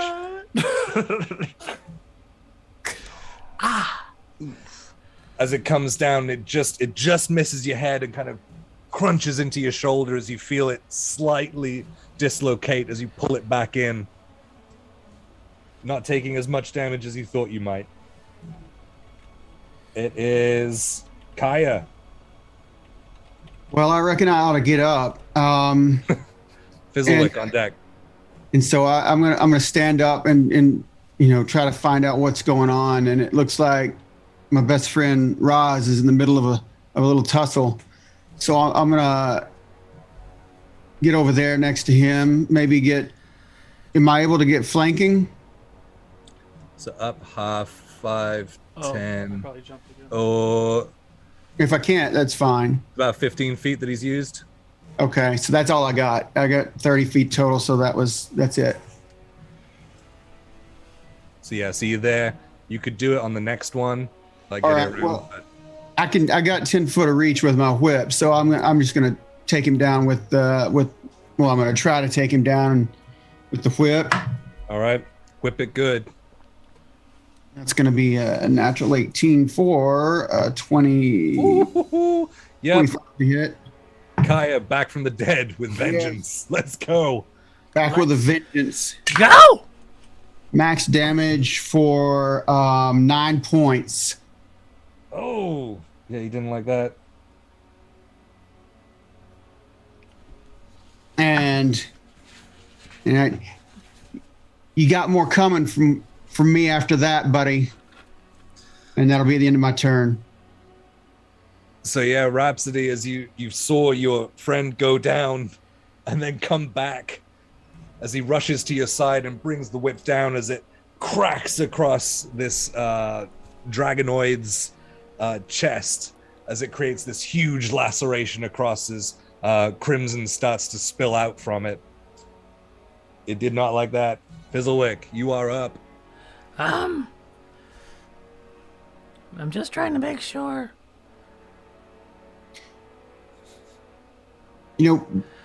Bonus action, take time to read your spell. Oh, I want to. Can I bonus action take my other healing potion? Yeah, you can do that. Yeah, sorry about that. I almost No, you're forgot I good. had it in my pocket. I'm going to. Yep.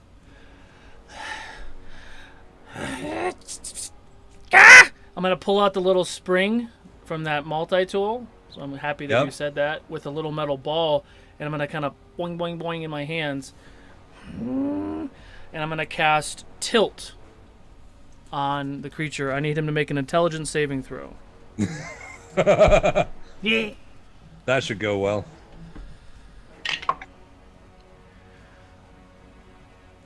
That is... Oh, -2, 11. 11. So it fails.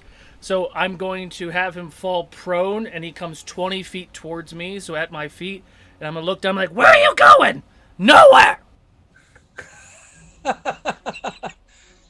Awesome. Does the spell, does it actually move the ground, or does it just act like it? He slides 20 feet in a so straight just line. across the floor. Yep. Yeah, so you guys both see this dragonoid who's just taken that laceration across its chest, it starts moving its feet backwards, but it's not going anywhere as it slips back, slams onto the ground on its back, and is just slides across the floor towards Fizzlewick. Now, the reason why I was reading it again is because... So, I twist so the creature feels like it's falling, which is why he falls on the ground, right? Mm-hmm. You twist a creature's sense of balance and trick it into seeing the world, blah, blah, blah. So it says it lasts a minute. So does he get that save at the end? Because it doesn't say he gets another save. That's what I'm a little funny on. And we don't have to wait. I'm pretty sure it's going to be done before his Let me turn. pull that up while we go to Raz. But he is prone, so then that gives my melee friend some... Roz will spin on toe and grabbing the sword actually will come and strike down on this creature. Okay. With advantage. He's not incapacitated, is he? No, he's just prone. Okay. So yeah, advantage. Okay. Oh no. It's a nat 20. Told ya! All right. Oh gosh, that is 14 points of piercing damage. Did you say 14? Mm-hmm. He had 13 hit points left. Rhapsody, finish us up. How do you want to do this?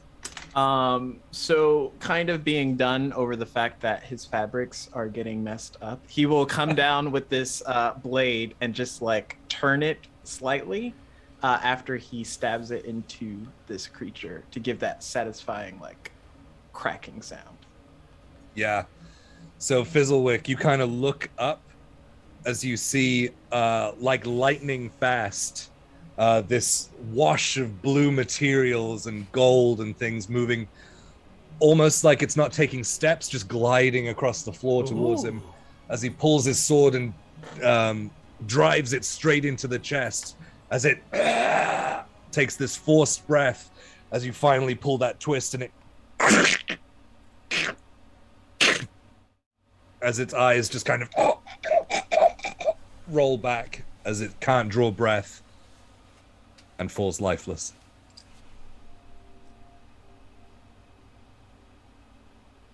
You guys are out of combat.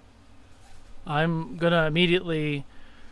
The adrenaline dissipates immediately, and I'm gonna walk over to my friend. Okay. So you approach the remains of Gerard. He lies there, lifeless. What do you want to do? I kind of just fall to my knees, holding his hands, and kind of like hold it to my chest and just crying. It's odd to see someone who had so much life that gave so much to you, but feeling his hands in yours with no muscle contraction in them as they just They feel so loose and empty. Guys, what are you guys doing? Kaiya, Raz? I'm gonna walk up behind him and I'm gonna kneel down and put my hand on his shoulder and, little man, I don't know who you are, but I'm so sorry. Just so sorry for your loss. It's okay. Thank you. I don't know what to say. I don't either. A woman just did something crazy, and then all of a sudden he was all burnt up in fire and dying. I don't know what happened. We were just shopping.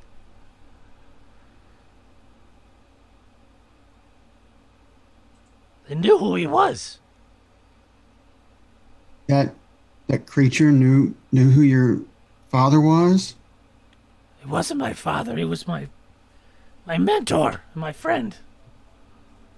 But yeah, he said his name, which tells me I didn't know my friend very well. Well, I mean, I don't know that situation.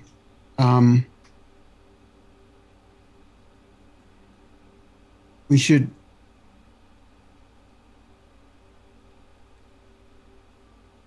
find a cleric or a priest or somebody to help us here.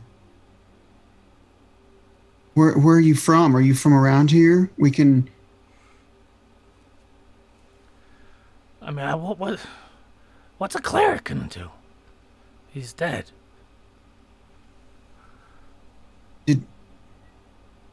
Is there? Where were y'all from? I mean, is there some place? Do we need to tell somebody to help? His family, or? He didn't have any family, right? That I knew of. Girard? Yeah. He had a home in Havenloft, but I'm not really from anywhere. But I mean, I guess we could, I don't know, find a place to bury him or something. Do we want to take him back to Havenloft? Yeah. How far is that from here? Is it very far? Like several days, right? It's a couple days, yeah. Would I know if he has like a family cemetery, or would I know what his customs are? You don't really know much about his past. Yeah, I'm assuming that. Well, he took more of the role of pouring into you. Yeah. Well, maybe we can find a cleric to. We had a cleric in my village where I grew up, and if someone passed away, they could do this thing, and it would keep them. Their body okay, for a while, so we could get it back to Havenloft if that's what you want to do. Well, I don't know if I want to do that. Okay. But you could find a cleric, maybe, and I'll just be here. Rhapsody, what are you doing right now? Rhapsody will slowly walk over, kneel down near them as well, make sure that the older wizard's eyes are closed, and lay down one of his silks over the body carefully. We shouldn't leave him out here with all these others. I think we should take his body somewhere safer. Yeah. Yeah, I think that's the best thing to do for now. Let's I'm gonna, while they're saying that, I'm gonna just kind of start going through his, if he has any other personal effects other than, obviously he gave me the book, but. Yeah. Is there some way we can build a stretcher or something for him out of the tables or something nearby that might be broken up? A lot got broken up and things. You could, like, there are crates and things. I mean, if you wanted to go further back down the street, there's a table that you could, but you'd have to break it to turn it into a stretcher. Do you know? Yeah. You know what I mean? Are there any small carts that might be abandoned? I can do something. Okay. So, as you're looking through the belongings, like on the exterior, you see his hat that he always wore, the patchwork and things in it, and you sort of pull away at his the leather robe jacket that he wore over his armor as well, and you start digging around into its pockets and you find an envelope. It's crinkled, it's yellowed, it's aged. It is wax sealed with a J, and on the other side there is a what you would assume to be an address in like old Draconic, the same language that you use in your spells. Okay. Is it still sealed, like it hasn't been opened yet? Yes. Okay. I'm gonna put that in my pocket. And also he taught me to always turn pockets inside out and things I'm not aware of, just to make sure it's not like a bag of holding or anything like that. Or pockets of holding. A robe of holding. Yeah, so as you start turning things inside out, I mean, there's his staff there. You already have his spell book. There is his coin purse, which he keeps in a pocket inside of the pocket. Me too. Sort of down into the pocket and then around the back. So you can pull that if you want to. Sure. But he doesn't really have much in No the pearl way it's necklaces, no possessions. diamond rings. No, I'm kidding. You're holding out on me, you son of a bitch. No. I'll take his hat. I'll take the letter. I'll take the coin purse. Is his staff magical, or is it just a staff? Would I know? It's a spell focus. It is, but no different than my spell focus staff. No. Okay. So I'll take those things, and then I'm going to walk to where the stupid monsters came out of and investigate that whole area. And while I'm walking there, I'm gonna read the address and then open the letter. Okay. Guys, are you doing anything while this happens, or do you want me to just continue with that?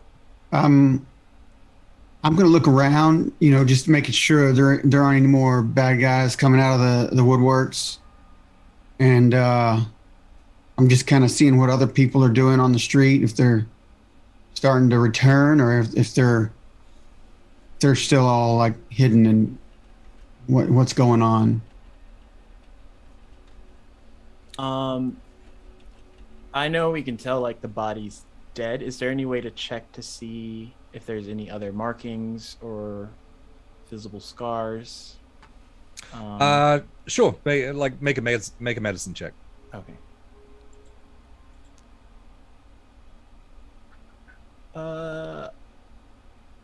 11. 11. With that, I mean, you can see he's very weathered. Like he's lived a long life, and you can tell that he's spent most of it outdoors. It's almost like a farmer's skin. It's very like leathery. He's spent a lot of time working and being outdoors. there are the beginnings of some liver spots and things on there, but other than that, there is like the gaping burn wound in his torso, as well as the lower half of his body, which is mostly blackened at this point. Fizzlewick, did you say you were reading the address? Yeah, reading the address, and then, well, it's from him, right? Not to him. Well, the name on top you can make out as Gisela, Gisela, Gisela, and it is an address in Elderwich. Got it. So it's a letter from Gerard to. Then I will not open it. Okay. I rolled for it. All right. Ooh, that being said, does he have the wax candle ring? You know, the... Yeah. Not on his person. Damn it. It's in his house. All right. Yeah, so then I'm just going to investigate. I'm going to put the letter away, look through the coins, and then... You have his hat? I have his hat, yeah. I just put it in my bag. I don't want to put it on yet. Yep. It rolls up almost like a working hat, because it's leather, it's thick. Yeah. So you can roll it up and put it in your bag. Oh, I also wanted to cut like a lock of his hair and kind of braid it. Like, I might braid it later, but I want a lock of his hair just because I'm being sentimental. Yeah, I mean, you have little bits and things. You can find like a little leather cord, even if it's from around one of the stalls that are kind of empty at this moment. Everyone's sheltering, and you're able to kind of tie it tight enough that you'll keep the lock together. Yeah. Yep. And then investigate that corner booth, inside, around, crates, boxes. Yeah, okay. Any clues of where these monster creatures came from? You can roll an investigation check. Luck. Oh okay. 12. 12.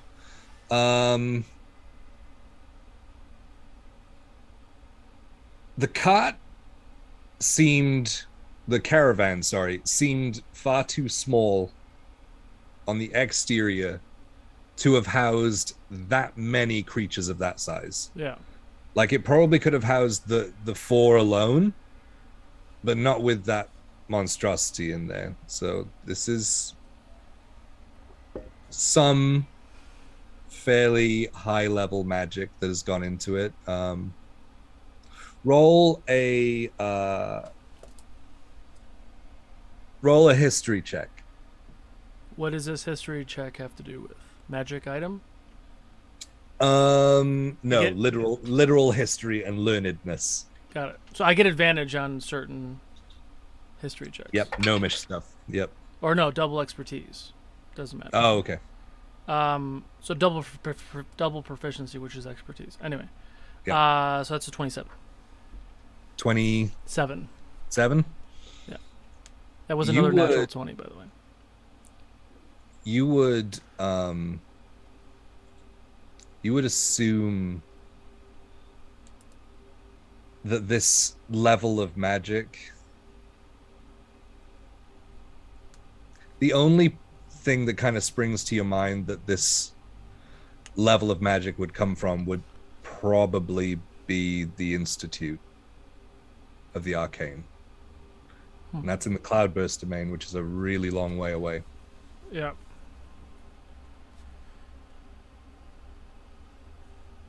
Got it.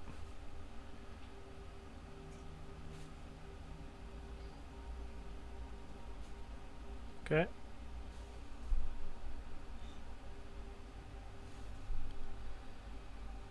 Guys, are you just kind of tending to the body while he walks away? Yeah, I'm not gonna. I don't want to leave his body unattended. I'm just kind of watching over it. Yeah. I will walk back over and stand there and look through my spell book.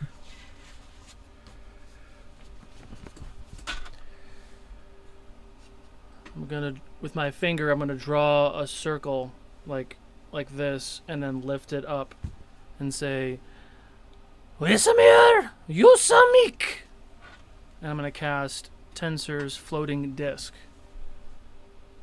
Okay. Underneath Gerard. And be surprised that it worked. Yeah. And then try to hide it.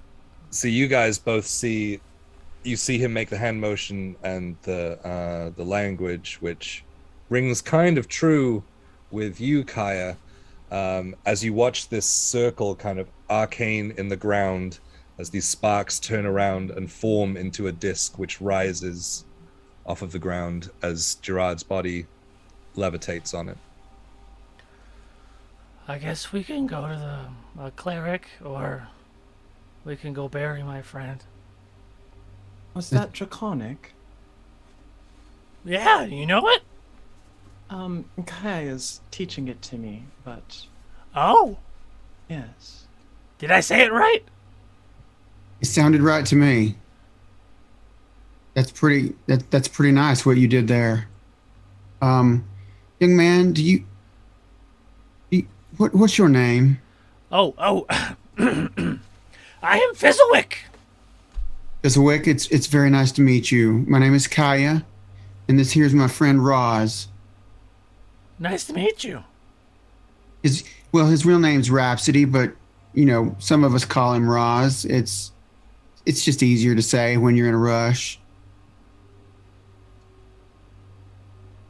You can call me Fizzle. I guess that's shorter. Or Wick. Or maybe Fizz. Fizzick?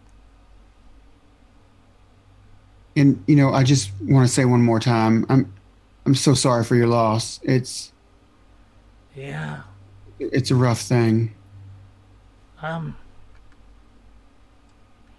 Yeah. He had a letter on him that said it has an address in Elderwich. I don't know where that is. Do I know where that is? You've seen maps and things of the area. You know it's fairly close by. It's still in the Jalin Republic, which kind of falls along the same route that you guys were going in as well. That's the easiest route to take back into the Soul Province. I went kind of through there, near there, on my way here. About a year ago or so.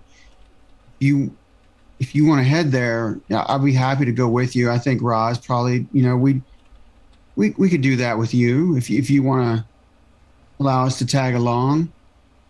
Yes, of course. Yeah. I mean, yes. It would be an honor to be, have such big friends. I'll be honored to call you my friend. Well, You really want to be my friend? Well, of course. Wow. Do you not have any friends? Well, I have one friend who's kind of in my head, and my other friend is, well, he's right here. That's about it. Now you have two more. Wow. 3 friends at once. That's a PR for you. Yeah. Would you? Would I entertain the idea of going to a cleric, or would I just go make him a grave? I would say that you would probably go to make him a grave. Okay, that's what my gut was saying, but I just wanted to make sure. Knowing the kind of practices and things of the rover with that range of magic, it's kind of a you just want to practice that level of magic. You don't want Got it. to intervene with that sort of thing. I'm gonna head out, like right outside of the city, and find very pretty tree, or maybe even like a young tree, and not make a headstone or anything. But I'll take my little multi-tool out and I'll carve, like a J, with like a circle on it or something on the tree. Yeah, I'll probably look for a young tree, so then his body would be fertilizer for the cycle. Yeah, so your rover instincts being at one with wandering and the land itself, you take the body of Gerard out, and together, after a while, you're able to dig a deep enough grave, and you lay Gerard's body to rest and fill the grave in, and you carve in the tree the same stamp that you saw on the letter. Okay.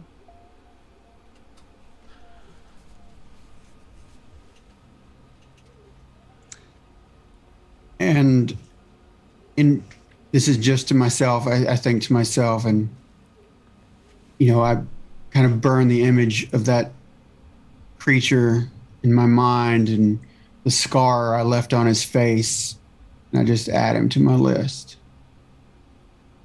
Okay. Where are you guys headed? Well, all the business I was doing came to a halt. If there's anything else you guys gotta do, cool. Darling, we are the business. But we are free to leave whenever. Right? You wanna, if you wanna just head out, we can sleep on, on the road between here and Elderwich. I think we have to go through another town or two between here and there. All right. We can head out. It's only what? It's only like 9 o'clock in the morning right now. We came in pretty early in the morning, right? Yeah, it's fairly early. Okay. I would say it's probably closer towards lunchtime. All right, we at this point need to take care of the body and everything. All right. Well, yeah, there was a ritual spell too, so it took me an hour to cast, and then. Yep. Yeah. So you guys are headed to Elderwich? What was Tomas doing? Was he going anywhere else? No, he was just attending the market. You guys kind of tagged along. Got it.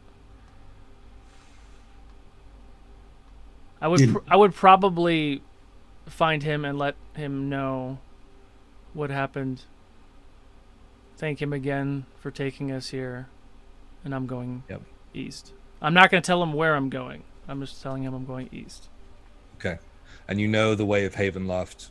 He doesn't ask any questions. Yeah. He sympathizes with you. He knew Gerard for a long time. Didn't know that much about him. Seems to be the going thing. But acknowledges you need to move on. He wishes you the best. And with that, you guys set out on your way to Elderwich. And that's where we're going to call it tonight. Ah!